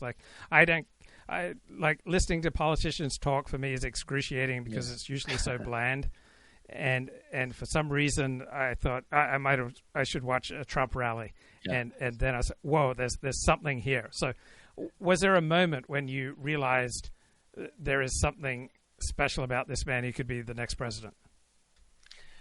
Oh, I mean, 2012 actually. In 2012 he was. That was the birther stuff, that was just so audacious, I mean, I believe, Obama was born in Hawaii, if that's what he says. But yeah, 2012. But then when he dropped out, I was a huge Romney supporter. I was very excited about Romney. So I think we're a little different because I have to admit that I have been in the past, like, feeling very heavily invested in just Republican politics. I was very excited about George W. Bush in 2000. I remember that one. In Romney in 2012, and Trump. I remember the 2016 primary, and I was for Trump 100% during that. But I remember they were trying to push Scott Walker as this very exciting, dynamic guy, and they're like, did you hear this Scott Walker speech? Look at how he rolled up his sleeves and he's speaking loudly. But whereas Trump had these spontaneous moments and energizing crowds and gathering crowds in ways that were unexpected, now that we take it for granted. So I thought there was something special, and I said so at the time, and Trump heard me and he appreciated it. And so and now he has haters on the right wing too, which I think is ridiculous. But again, that's why I like your show. You're not so far out there that you're shooting yourself in the foot. Right. I'm not wedded to Donald Trump. I'm generally aligned with him in that I support immigration restriction, and I support reorienting America's trade policy in the best interests of American workers. And I am for no more forever wars. So the three biggest things that he stands for, I stand for also. But he is so embarrassing at times. He acts like a toddler at times. He seems to lack discipline at times. He seems to be such a over-the-top narcissist at times. So it doesn't bother me that other people will have contempt for him. I think many criticisms of him are fair. But I've never been so deeply invested in Trump that I couldn't see criticisms of him. And I've never been so deeply invested in Trump that I ever thought he was going to do everything that he said. For me, if he just would do 5-10% of what he had to say, what he had to promise, that's great. Yeah, exactly. So I've never been disillusioned by Trump, except perhaps after the 2020 election. I thought his claims about how the election was stolen were reprehensible and without evidence, and that he had set the foundation for an event like January 6th, and that he had shaken the faith in America's political system for tens of millions of Americans. And I thought that was That was horrific, what he did. And I could understand why many people would just regard Donald Trump as disqualified from holding higher office after that abysmal behavior. Yes, but getting back to what you said about his narcissism, but here's the thing, though. He himself is like in on the joke, you know? Like yes. He himself knows it, and so he has a sense of humor about it. And in a way, he's self-deprecating because he knows that he acts ridiculous. And so, yeah, anyone who's a well-read person is not going to find him like super eloquent. But he's funny, you know. So, but yeah, I agree that you have to have an independence of judgment, and you can't be on the Trump train like just shilling for everything. I mean, I disagree with some stuff too, and I sometimes disagree with, you know, things he says. Yeah, absolutely. But now, thank God how humbled are you by your George W. Bush support? I am humbled because in retrospect, he was a disaster for this country. He was a terrible president. He might well be the worst president we've ever had. Certainly invading Iraq in 2003 was the biggest gamble taken by any president of the United States ever. And I voted for him twice. And because I couldn't, I only vote Republican, but I feel humbled by what a terrible president he was. Do you feel humbled that you were all enthused about George W. Bush, and you don't feel humbled by what a horrible president he was? Not really. I mean, for one thing, I was like 20 years old when I voted for him in 2000 or 19. And for another thing, what he said on the campaign was, I still find to be quite sensible. It's just that he did the opposite when he was a president. So I think the George W. Bush, the candidate in 2000, was like kind of Trump. I mean, he was saying similar stuff. Maybe he was kind of more free market stuff, but he was anti-war. He was isolationist. He was common sense, and he also just came out like, I mean, it is kind of funny to think back that it wasn't just me. People loved him in 2000. People loved him. They were very psyched about, and the battle of the election in 2000. I'm sure you remember the controversy. Yes. I was psyched about him up through 2005. I did not vote for him in 2004. I was off. You didn't? Really? No. Why? I think. Well, look at John Kerry's campaign. What John Kerry was saying sounded much more reasonable. He sounded more protectionist. He sounded more anti-war, less interventionist. So I just kind of agreed with his policies more at that time. And I didn't vote in 2008. I didn't like McCain. I didn't like Obama. So that's my voting history, 40.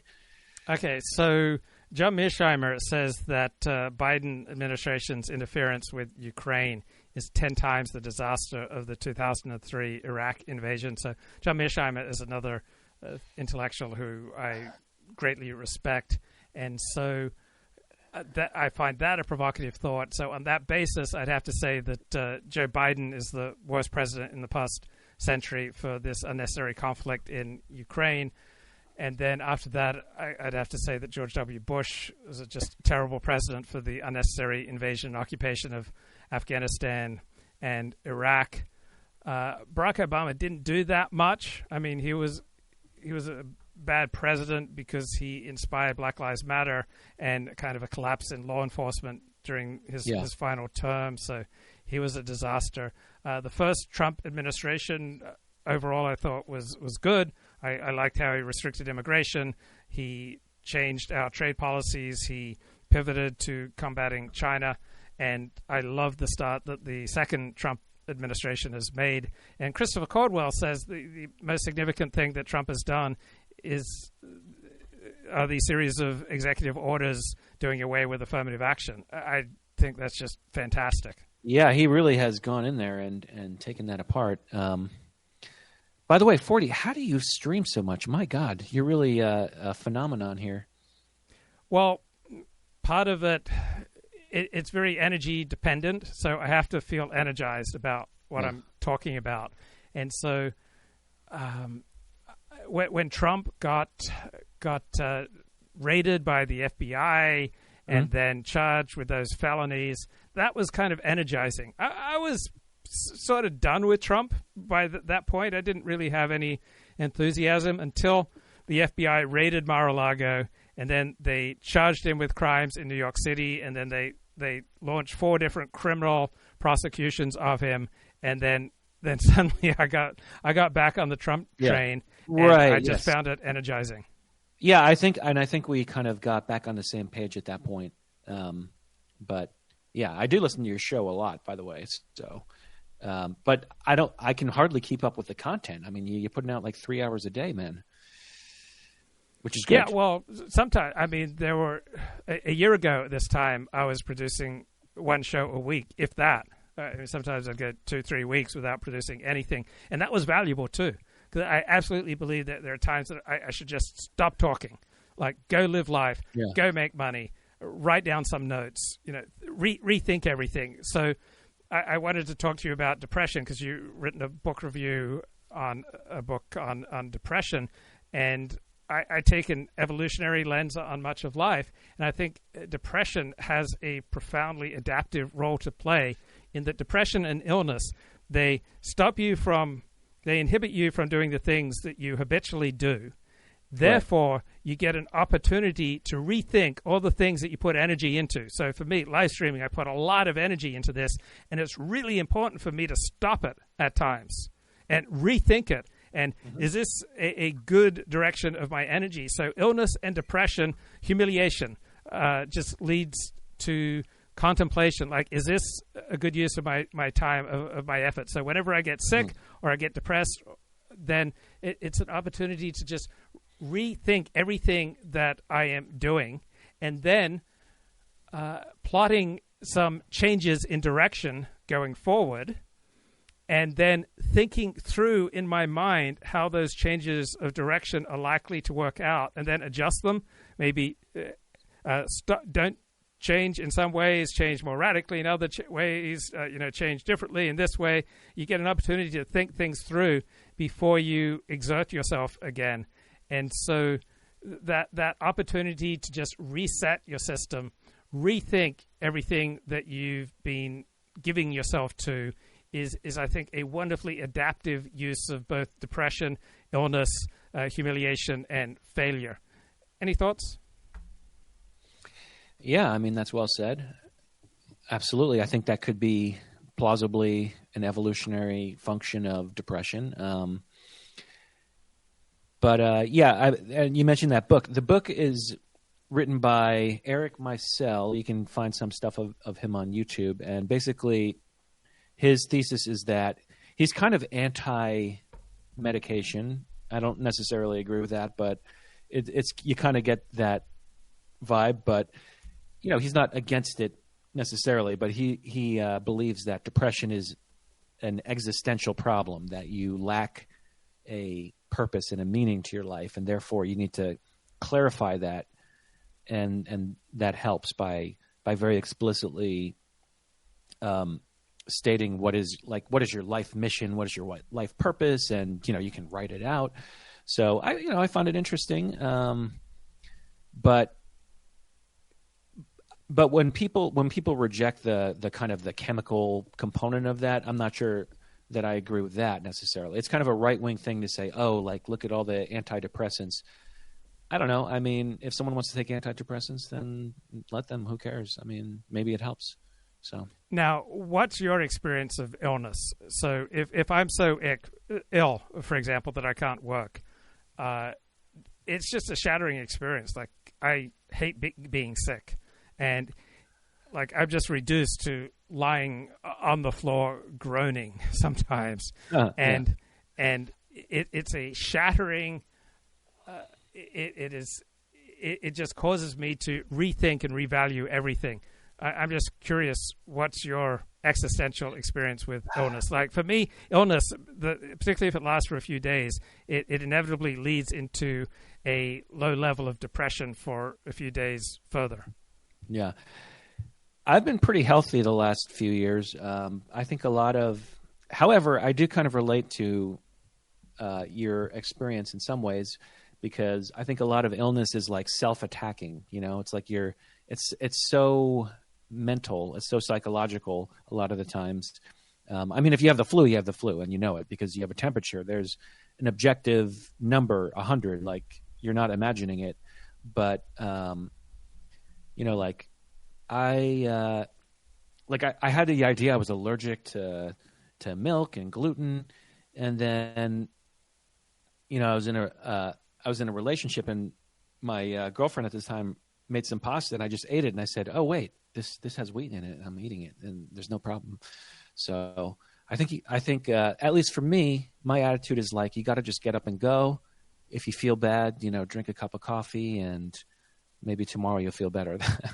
So no, but I'm talking about the existential component of illness. So when you're so sick that you cannot get up and go, all right, all you can do is lie there. You're too sick even to watch TV, watch movies, listen to anything. You're just that sick. For me, it's shattering, and I rethink all my efforts, right. Everything that I devote myself to. I just rethink every commitment I have in my life, because even when we pass through the acute phase of that level of illness, I do have diminished energy and strength for a few days longer, and so I have to reevaluate my priorities. So do you have that experience of illness, that existential rethinking experience? I don't really get that sick like that. The last time I felt like that was when I got the COVID vaccine. But even when I'm sick, or if I have the flu or the cold, I'm still kind of productive. I'm like, okay, maybe I need another half hour sleep and a little bit of hazelnut in my coffee, and I feel good. I feel okay. So, when you had a bad reaction to the COVID vaccine, I mean, that usually only lasts 24 hours. How long did it last for you? Oh, so that's nothing. When was the last time that you were so sick that you couldn't leave the house for days on end? Never. I can't remember that. Wow. That's a 40 problem. Yeah. But you're very eloquent in describing that, that your chronic fatigue syndrome, and I'm sure that it helps a lot of people to hear about that. But what about humiliation, right? You get humiliated like everybody else, and humiliation, if it's substantial enough, it's similarly experienced by me, at least, as an existential crisis, making me rethink everything and where I put my energy and my efforts. So how do you experience humiliation as a reset, as a rethink? Yeah, I agree. It's a rethink. I mean, without getting specific, I've been fired from jobs like you have and like everybody has, and you kind of go back and you say, well, maybe I was a little too aggressive there, or I should have been more of a team player here. And yeah, you rethink, but but that's the beauty of I don't know. I'm happy with what I'm doing right now, and so there's nobody to humiliate me. I'm just kind of like, I'm making my shorts on YouTube, and you speak for 3 hours, I speak for 1 minute, and that's probably why it hurts me to listen to my appearance on your show, because I can't edit out all the ums and the pauses, so I'm not used to that. How do you deal with the randomness of life and the vulnerability of life? So your best friend might get hit by a drunk driver. You might be in a plane where the pilot, makes a really terrible landing. The sense of vulnerability, is this something you just don't think about? How do you handle the inherent vulnerability and randomness of life?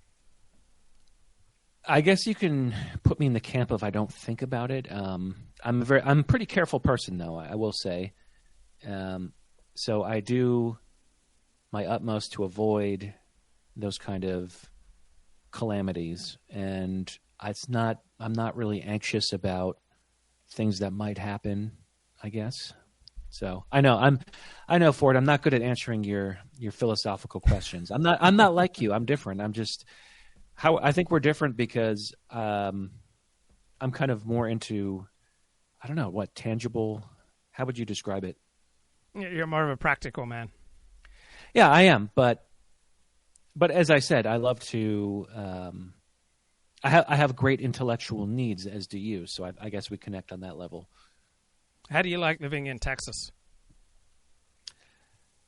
I will say that it was very affordable when I first moved here. However, the price of living has risen quite a bit. But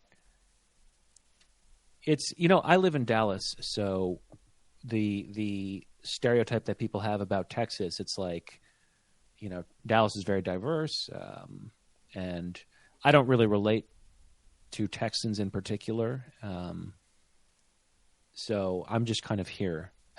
I'm just like an atomized individual that happens to be in Dallas. But okay, so you don't have a strong Texas forever identity. Not even, no. You probably didn't even watch Friday Night Lights. No, what is that? You didn't watch Friday Night Lights, mate? No. Oh, fantastic book, number one. Fantastic movie, number two. Fantastic TV series, number three, about wholesome Friday Night Lights football, high school football in Texas, in Odessa, Texas. Just, okay. Where God's people live. Right. Yeah. No, I'm just an urbanite who is happened. It's just the Northeast. It's like, where are you going to go? I mean, if you're not really racking in the cash, you're not going to live in New York City. So, what are you going to live in the suburbs of New York City? So, to me, it just seemed like a good move just to move to another city in another part. And then, did you watch that movie about a New York writer is being called back to Texas by someone that he slept with once? It came out like last year. Doggone it. New York writer called back to Texas movie. You know what I'm talking about? No. But Vengeance, right? Okay. Ben, journalist from New York City, travels to Texas to attend the funeral of a girl he hooked up with. I feel like I heard you talk about that, or someone talk about that. Yeah, I talked about it. I thought it was a killer film, Vengeance. Okay. But no, you didn't. You didn't see that. You didn't hear about that. So anyway, 40. I think I had a better. I think I had a better appearance tonight. I gave you more time. Did I do it justice? Yes. You met the needs of the American public, bro. You're a true patriot. Yeah, yeah. Well, I hope the audience is not offended by my appearance. Well, screw them, even if they were. Yeah. No, I mean, I like it when you have guests on. So if I can be mildly entertaining, then I guess I did my job. Or maybe okay, bro. Good to talk to you. Take care, man. Thank you so much. Take care. Okay. Bye-bye. Okay. I'll play a little bit more here from Jesse Waters as I get my bearings. People are this paranoid, it tells me they're hiding something. It's like when a cop knocks on a drug dealer's den and hears everybody inside running and barricading themselves in and flushing drugs down the toilet. DOGE has a warrant, and they're going in. Staff at the GSA are tweaking so hard, they're not taking their work phones home because they think Big Balls is snooping on their calls. One says this: there is a persistent feeling that we are being watched. The government's watching you, but they don't like it when you watch the government. Big Brother's getting Big Brothered. Congress has the power of the purse and is supposed to have oversight of the federal government. But Congress spent us into a $36 trillion snake pit and never found an ounce of fraud. So guess where Congress is now? They're on vacation. Congress said this was a constitutional crisis and then took a week off. The politicians tapped out and they sent in the drag queens. Darlings, oh my gosh, here I am at the protest at 5051. It is so exciting to be down here with so many people fighting the good fight and doing the good things, darlings. We have to get to the streets, make our voices heard, and don't forget, darlings, while you're doing it, stay gorgeous. Drag queens are Democrats' first line of defense. They're the first ones off the bench. Get in there, Sparkle. Up in Boston, there was a lot of singing. Ain't no politics without people stop. Ain't no politics without people stop. Ain't no politics without people stop. Ain't no politics without people stop. The Boston Tea Party, it was not. But if you think all they have is drag queens and cowbells, you're wrong. They're planning a protest outside of Tesla dealerships. And if they already own a Tesla, they're slapping on anti-Elon bumper stickers. Look at this one. I bought this before we knew Elon was crazy. Elon says they're crazy. They call it like Trump derangement syndrome. And you don't realize how real this is until you can't reason with people. So I was at a friend's birthday party in LA, just a birthday dinner, and it was like a nice, quiet dinner, and everyone was behaving normally. And then I happened to meet. Okay, so the beginning part of today's Commentary Magazine podcast is important. Also, Alex Castellanos last night at Mark Halperin's show made some important points. In terms of DOGE right now, or worries you? I will offer a different point of view than perhaps is expected. I am not bothered by the lack of transparency. I think they are moving so fast. Frankly, I'm surprised they're as transparent as they are. If anything, I worry they will not be able to keep up this speed. And there is no alternative. The alternative to doing things this fast is failure. It's to get mired back in the swamp, in the quicksand, and not succeeding. And DOGE ultimately will not be judged if, a cruel way to say it, if they break some eggs, if they cause trauma, if they hurt people. Ultimately, DOGE and Trump will be judged only if they are successful. If they, right now, the U.S. government this country is trying to pedal a bicycle into the future, dragging a boat, and the boat's going the other way. And we have this weight. And if we can unshackle ourselves from that and open up this economy, imagine that money not being taken out of the productive economy to fund unnecessary government expenditures. Imagine that it's there for people to innovate and create with at a time in history where we are doing transformational technological things and moving into a new era. Holy smokes. What a time to water the garden and see what grows here. If Trump is, I think Trump and DOGE are being judged many times as if we were still living in the old world of neither side, Republican or Democrat, is effective at anything, at least in a positive way.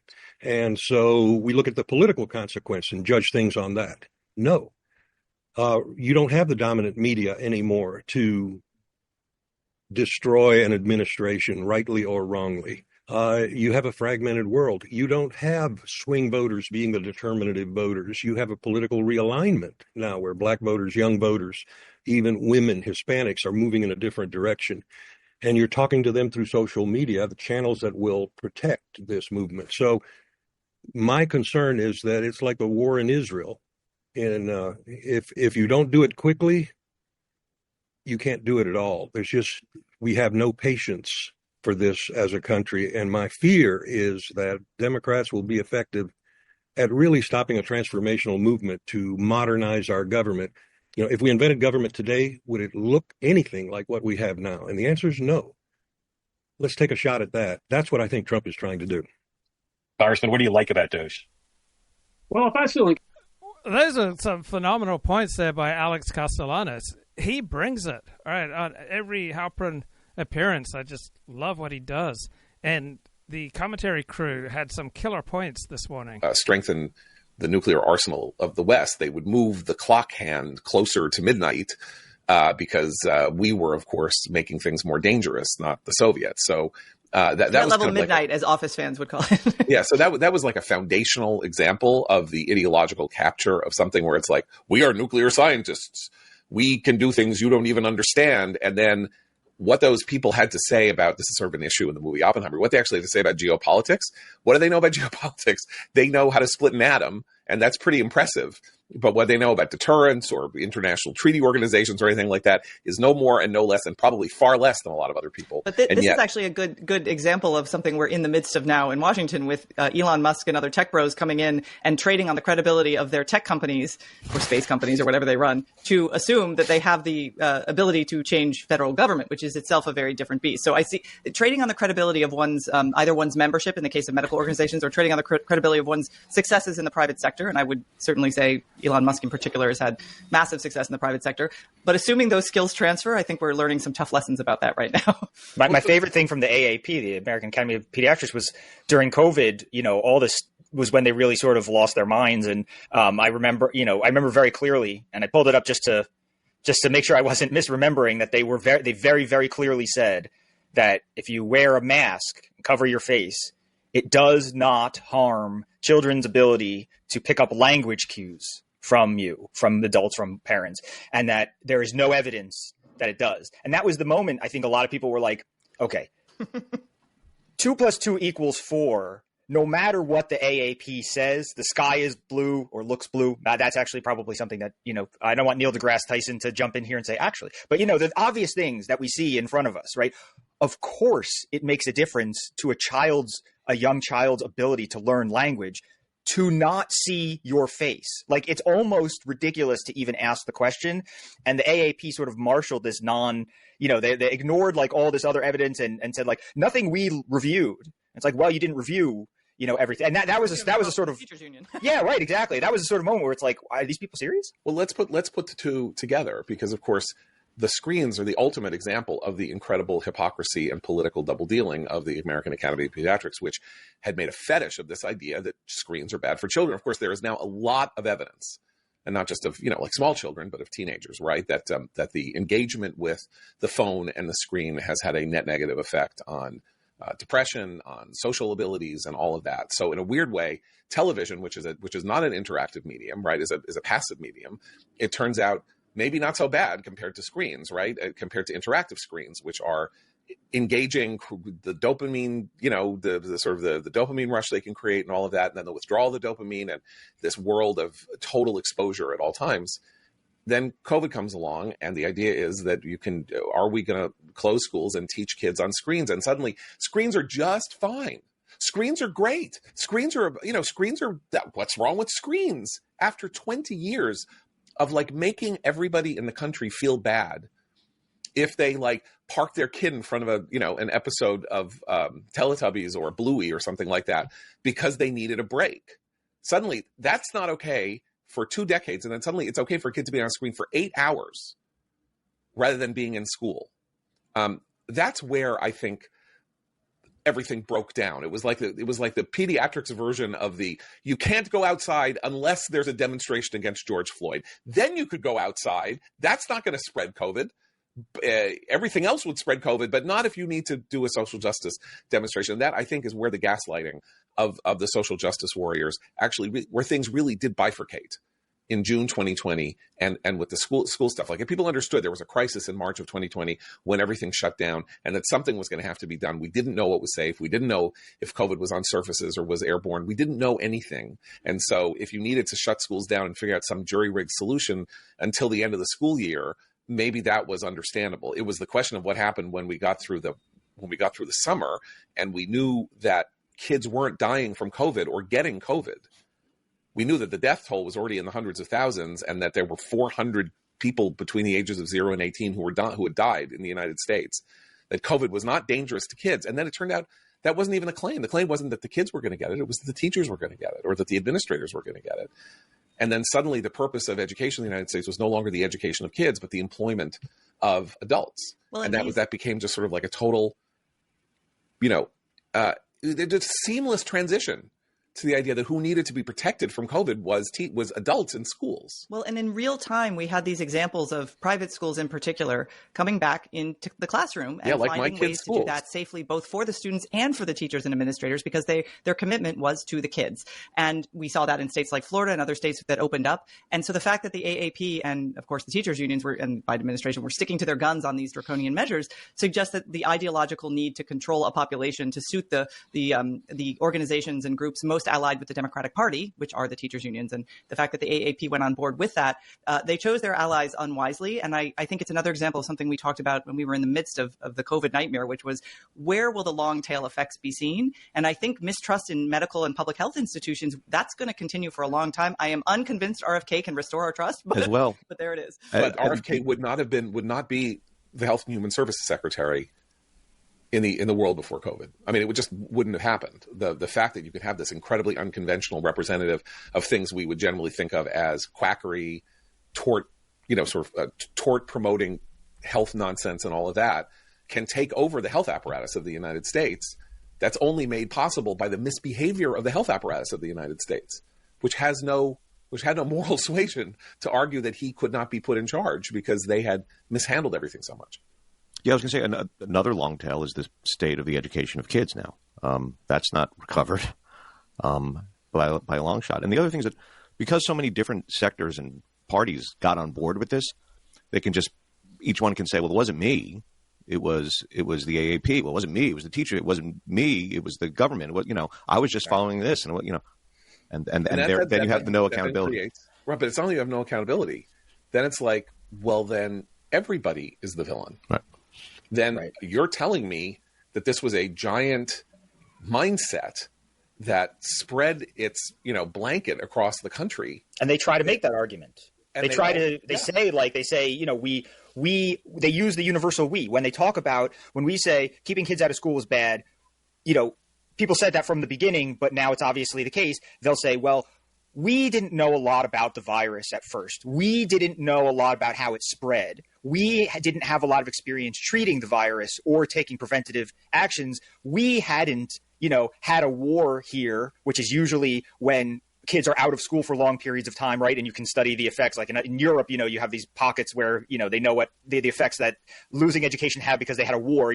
We haven't had the conditions that keep kids out of school for long periods. It bypassed the idea that you can know information, right? Like school is good for kids and therefore no school is not good for kids. It seems like an obvious, logical, leap. I don't think I'm making a huge leap by saying we know education is good and therefore taking education away from our children is bad, or the social environments and things like that. But it was like, that's how they do that. That's how they make sure that no individual gets, gets caught on.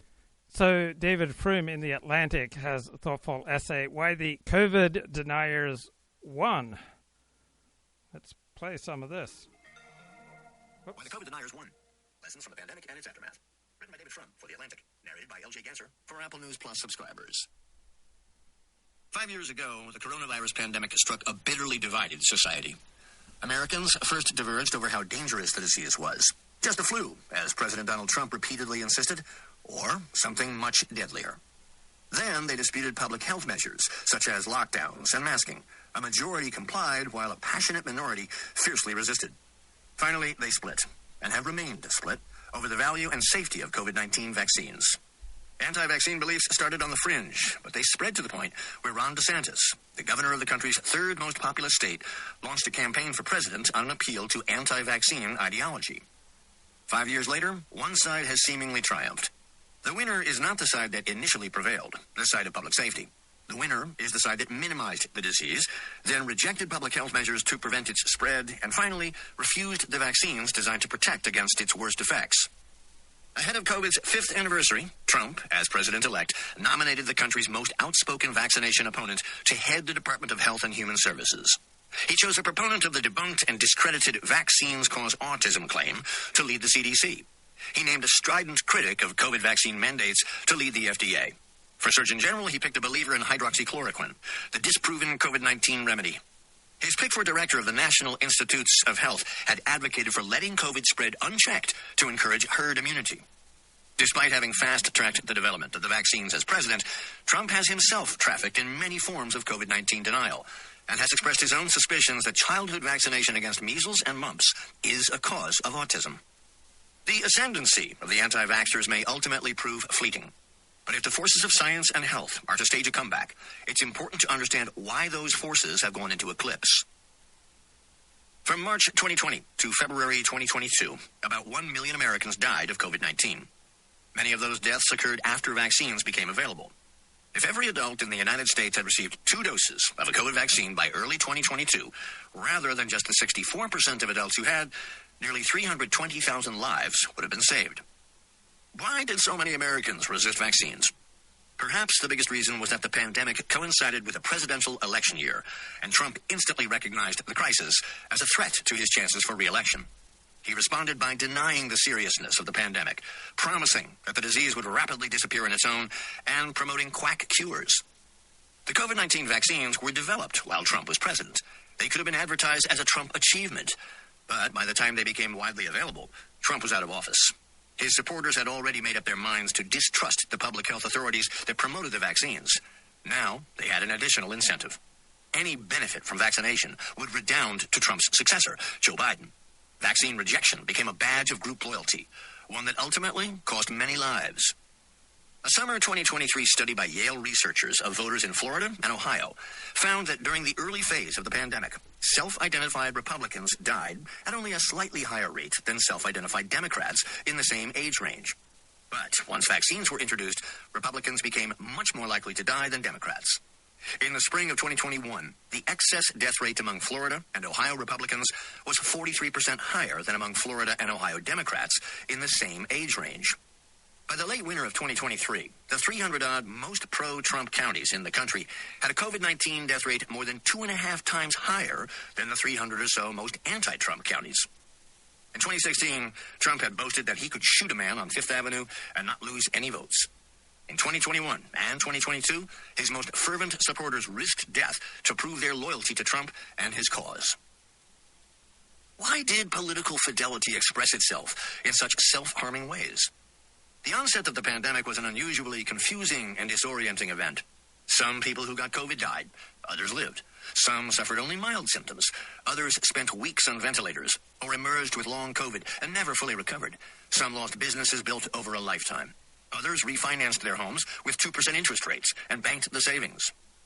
We live in an impersonal universe, indifferent to our hopes and wishes, subject to extreme randomness. We don't like this at all. We crave satisfying explanations. We want to believe that somebody is in control, even if it's somebody we don't like. At least that way, we can blame bad events on bad people. This is the eternal appeal of conspiracy theories. How did this happen? Somebody must have done it, but who and why? Compounding the disorientation, the coronavirus outbreak was a rapidly changing story. The scientists who researched COVID-19 knew more in April 2020 than they did in February. More in August than in April. More in 2021 than in 2020. More in 2022 than in 2021. The official advice kept changing. Stay inside. No, go outside. Wash your hands. No, mask your face. Some Americans appreciated and accepted that knowledge improves over time, that more will be known about a new disease in month 2 than in month 1. But not all Americans saw the world that way. They mistrusted the idea of knowledge as a developing process. Such Americans wondered, were they lying before, or are they lying now? In a different era, Americans might have deferred more to medical authority. The internet has upended old ideas of what should count as authority and who possesses it. The pandemic reduced normal human interactions. Severed from one another, Americans deepened their parasocial attachment to social media platforms, which foment alienation and rage. Hundreds of thousands of people plunged into an alternate mental universe during COVID-19 lockdowns. When their doors reopened, the mania did not recede. Conspiracies and mistrust of the establishment, never strangers to the American mind, have been nourished, and they grew. The experts themselves contributed to this loss of trust.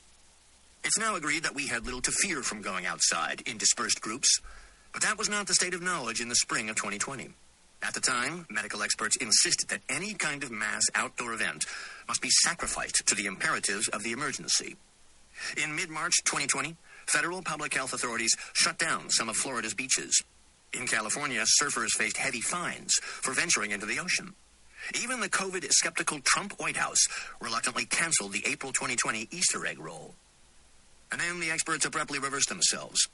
When George Floyd was choked to death by a Minneapolis police officer on May 25, 2020, hundreds of thousands of Americans left their homes to protest, defying 3 months of urgings to avoid large gatherings of all kinds, outdoor as well as indoor. On May 29th, the American Public Health Association issued a statement that proclaimed racism a public health crisis, while conspicuously refusing to condemn the sudden defiance of public safety rules. The next few weeks saw the largest mass protests in recent U.S. history.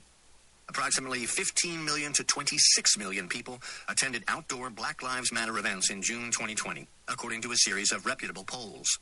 Few, if any, scientists or doctors scolded the attendees, and many politicians joined the protests, including future Vice President Kamala Harris. It all raised a suspicion. Maybe the authorities were making the rules based on politics, not science. The politicization of health advice became even more consequential as the summer of 2020 ended. Most American public schools had closed in March. At their peak, Education Week reported the closures affected at least 55.1 million students in 124,000 U.S. public and private schools. By September, it was already apparent that COVID-19 posed relatively little risk to children and teenagers, and that remote learning did not work. At the same time, returning to the classroom before vaccines were available could pose some risk to teachers' health, and possibly also to the health of the adults to whom the children returned after school. How to balance these concerns, given the imperfect information? Liberal states decided in favor of the teachers. In California, the majority of students did not return to in-person learning until the fall of 2021. New Jersey kept many of its public schools closed until then as well. Similar things happened in many other states: Illinois, Maryland, New York, and so on. Okay, good article there by David Frum in The Atlantic. So I was seeing chat conversation about how Hugh Hefner could only do certain sexual positions with young women. I remember I was dating this gorgeous woman in 2003, and I'm so trad. All right, I mean, I kissed her on the first date, but I kept dating her for 3 weeks, I think, before one evening, right, it came time for the ultimate deed. And she was saying, "Oh, you got to, treat me with care. You got to, be really sweet to me." And, I'm going at it. And then I thought, oh, I got a great idea. Let's do a different position. And so why did I have this great idea of switching from me being on top to trying a different position? Because so many women have told me, like, oh, I really appreciate you, 40, for having such a small penis, because that way we can do more positions. Like my previous boyfriend, he had a really big schlong. And it just limited what we could do. So I am just so grateful that I get to be with a guy with a small penis. So I thought, okay, I got a small penis. Let's take advantage and let's do a different position. And so I said, why don't you go on top? And then she goes on top. So this is 2003. I'm 37 years of age. And she's gorgeous, right? Absolutely gorgeous. But I lost it. I lost my erection. And she said, wow, that's never happened to me before. I mean, she was a gorgeous young woman. But yeah, I think it's a sign of lack of cardiovascular health. I mean, after about age 37, unless I was in a particularly heightened state, all right, I couldn't really keep it going with the woman on top anymore. And I needed you to know this. I need you to understand this about me. It's your fault that you brought this topic up. I'm the victim here. But I'm not the type of guy to mine personal conversations. But I was talking to someone, he said, 40, you agree with 96% of Steve Saylor's tweets and 95% of Mark Halperin. Those are the dudes whose thinking most closely tracks your own. But for me, it's Walter Kirn, right? He tries to look past the information given. He tries to pay attention to the methods used to nudge the herd in certain directions, right? Steve Bannon, another person whose thinking I'm usually nodding in agreement with. So why don't you pry yourself away from Mark Halperin and John Podhoretz and start listening to some Walter Kirn? And so I said, mate, I agree with Steve Saylor 99.999% of the time. I can't even think of anything I disagree with him about. I agree with Mark Halperin probably about 60, 70% of the time. I agree with Charles Murray 93.8% of the time. I mean, Walter Kirn and Matt Taibi are entertaining, but they're not rigorous thinkers like Steve Saylor or Christopher Caldwell or Charles Murray. And I appreciate my friends who stand on their own 2 feet. So some people say, 40, if you just spent a few hours like listening to these particular videos, or if you just read this book, you would learn to see things the way I see them. And I don't have that. Right? I don't think, if you just watch more of my shows, if you just read my blog posts, you'll change your mind on this heartfelt issue. Right? you have different genetics than I do. You have different childhood experiences, and you live in a different set of incentives than I do. So it never occurs to me that if someone only consumes X content, that then finally they'll change their mind. It's not how I think, but I'm an open-minded guy. Like, I'll try new things. Because I'm not big, like, I can do more positions, guys. And so, all right, Walter welcome Kirn, to America This Week. Matt Taibi. Free World, I guess, or formerly Free World. But it too is a polymicrobial infection. Yeah. So just to back up a little bit, before last Friday, there was obviously a great deal of back and forth and controversy, and you and I have talked about this topic many times on this show. We've also talked about the idea that the possibility of the United States being folded into the gradually tightening censorship and security apparatus that is already formally in place in Europe was a major issue last year during the campaign. I think for a lot of people it was for me. But JD Vance, the vice president, was really the first major politician to bring up censorship on the campaign trail. It was a kind of a non-issue in 2020, and he brought it up this summer. And then he went to Europe, and on Friday at the Munich Security Conference, in front of a bunch of officials, European officials, who were expecting to hear about, how many more billions of dollars we're going to send to Ukraine, suddenly he just got bitch slapped in this 19-minute broadside of a speech. And let's just watch a little bit of it. This is a tiny excerpt. We can just watch maybe a minute just to get the feel. Right, there was someone I'm close to in Australia who said, "Oh, you've got to watch this speech," but it's so much easier to just read a speech transcript. C.J. Hopkins for using a very faint swastika on his book cover in a way that was meant to imply that the health authorities were acting like Nazis. He was using it satirically. He was convicted of an American citizen was convicted of a hate speech offense.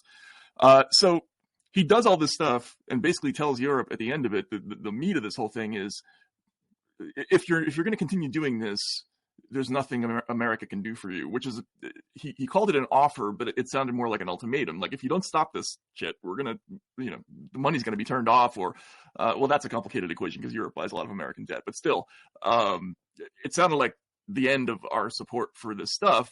And there was a shocked reaction, and we'll get to what happened, but yeah. And may I also add that he mentioned the Romanian election that was canceled, nullified, because supposedly there had been Putin-esque influence on it through social media. One of the most unbelievable stories that just has been smoothed over. Smoothed over. I mean, it really is, in some ways, the Nord Stream pipeline of electoral stories. We just blew it up.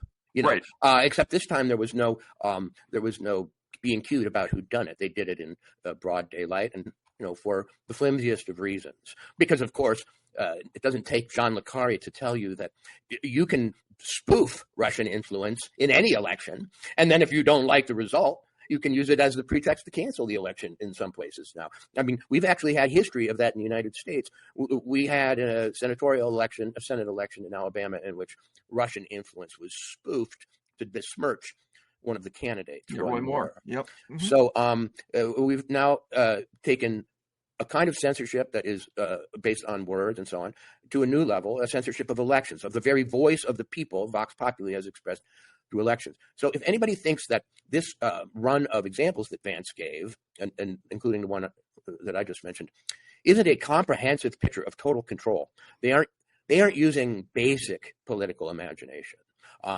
It is very unclear what the rules in Europe are at this point, what the boundaries are, and what the limits are to the powers that they are just rapidly aggregating to themselves with very little legal basis, as far as I'm concerned, or historic basis. Yeah, we should actually just show. I just. So my friend is a live streamer, and his life was totally transformed in June of 2022, I think, when he started taking grass-fed beef organ capsules from ancestral supplements. And then the other day he was feeling quite low testosterone. So I rarely have lustful thoughts, all right, and the physiological manifestations of lustful thoughts. And I was thinking maybe I'm just an ascended spiritual being. Maybe I've just transcended the normal lusts and concerns and desires that torment normal people. Maybe I'm just low T. And so, of course, I go on Amazon. And thanks to Amazon's AI program, they recommend male optimizer. This is my friend who was experiencing all this. And so my friend, he went on Amazon and they recommended male optimization mofo. It's like, whoa, this sounds like a great source of vitality. So my friend's a live streamer. At the time, he was live streaming like 6 days a week, probably about 12 hours a week. Well, he went on Ancestral Supplements website and he bought some male optimization mofo. And then after he bought it, they said, if you order in the next 10 minutes, we will throw in some grass-fed beef tallow at 25% off. So my friend was like, grass-fed beef tallow from New Zealand cows at 25% off? Hell yeah! So he clicked and my friend bought grass-fed beef tallow. And then they popped another window. And they said, if you order our grass-fed beef liver from New Zealand cows in the next 10 minutes, we will give this to you at 25% off. And my friend said, hell yeah! I'm getting me some grass-fed beef liver, Ancestral Supplements, New Zealand cows. And then it's like, he was stoked, man. It's like if 6 beef organ capsules, like it just completely transformed his life, what the hell would happen after he gets these three bottles of male optimization mofo, and he's preparing to return to his prayers. And then Ancestral Supplement says, if you order in the next 10 minutes, we'll give you ancestral minerals at 25% off. And my friend, he couldn't help it. He said, okay, heck yeah, I'm getting that. And so the supplements arrived for my friend about 3 weeks ago, right about the time that Donald Trump took office. And my friend is just unbelievably male optimized ever since then. He is just live streaming for hours at a time. He has strength, he has energy, he has enthusiasm, like the physiology, the spirituality, it's all working together. He can talk for hours, he can walk and talk. Like my friend is able to like work out in ways that he wasn't able to work out. Like he's gone from like certain exercises that he was just doing 20 repetitions of, now he's doing 30, and he's doing extra numbers of sets. And my friend, like, he gets a little bit sore in the back left shoulder blade, but then my friend's got this massage gun, and so yeah, he's been working out a lot more since he got the supplements. And then he finds if he just works that, right there, boy, it makes you feel dizzy when you work that. Do not put this on your neck, whatever you do, but just there, and then just reach it up under the shoulder blade there. And my friend was so stoked. He was able to undo, right, the sore left under the shoulder blades feeling from just dramatically boosting his workout due to this plethora of supplements from Ancestral Supplements. And he is just feeling great. I mean, he thought he couldn't feel any better after just 6 beef organ capsules. But now he's got his beef tallow. He's got his bloody male optimization mofo. He's got ancestral minerals. He's got his bloody beef liver. And who can forget the bloody beef tallow? And he's got his massage gun. So if he works out too much and starts, straining some muscles, right? That's the thing, as you get older. My friend's in his late 50s, and so now when he dramatically increases his workout, he's very likely to get some sore muscles, but he just bloody takes his good old Bob and Brad. I love Bob and Brad. You watch the Bob and Brad physical therapy videos on YouTube, and then you got to get in there with the old activator. Just find you got to find those tense, tight muscles after you really overdo it with the weights and the push-ups and the pull-ups. And now my friend, he likes to do his push-ups and pull-ups on a tree branch. And the Sheilas, they're just walking by. They got big smiles on their faces, like mad respect as he's just hanging from that tree branch and just pumping through his repetitions of the pull-ups. I mean, my friend has just discovered a whole new self, a whole new layer of strength and vitality and enthusiasm. His live streams going longer and longer, like all parts, all sorts of parts of his life are just getting longer and longer and longer. Unbelievable, man.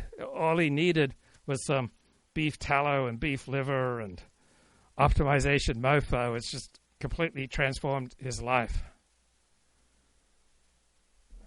So you guys, I see you've got your idea deflection shields on, so very important. Always keep your idea deflection shields on, right?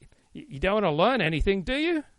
No, God forbid that you should learn something. God forbid that you should try something, right? God forbid that you should absorb a different perspective on things. So, yeah, please keep your idea deflection shields up very high. It's an absolutely essential technique for under-earning, right? You want to stay in your cave, right? You want to keep a very small life. You want to keep living in poverty so that you are not bewildered by all the options that you'll have to deal with once you graduate from the poverty mindset. So please hang on to your idea deflection shield, right? Just make sure that people can't offer you any ideas that could improve the quality of your life, help you earn more money. Just keep up that idea deflection shield. Okay. Yeah, that Bob and Brad, one of them did have a stroke. Absolutely.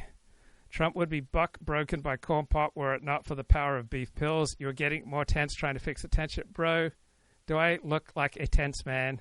And because I'm not huge, like, we can do more positions on this show.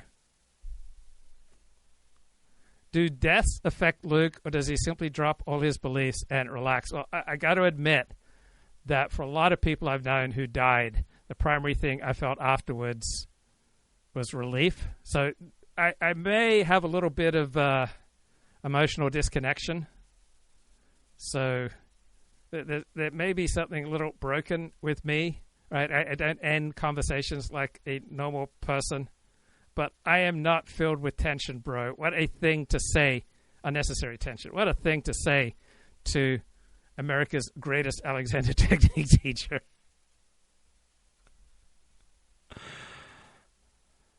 Man, those beef pills. I feel this is not just a victory for Luke. Look, it was one small step for my friend. It was one giant leap for mankind.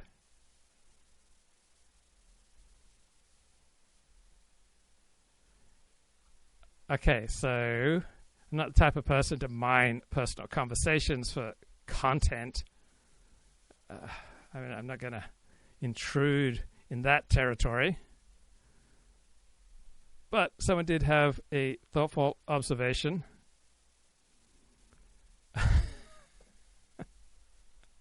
Look, you're a seeker of self-help promises and endless betterment. You're an alien. You ape human interactions as best you can. This is too painfully true. There's an emotional disconnect somewhere along your lines. Not judging, just observing. You don't feel emotions from others, or you don't process them correctly. Right? I hear you disconnecting with David and Claire. Is this for the sake of the show, or is this simply because 40 is aloof? 40 is unable to be more tactful. Like, where the hell is 40 so broken? And it's the mother factor, bro. Right? People who grow up without a mother, right, tend to be emotionally disconnected and emotionally retarded, like me. Bye-bye.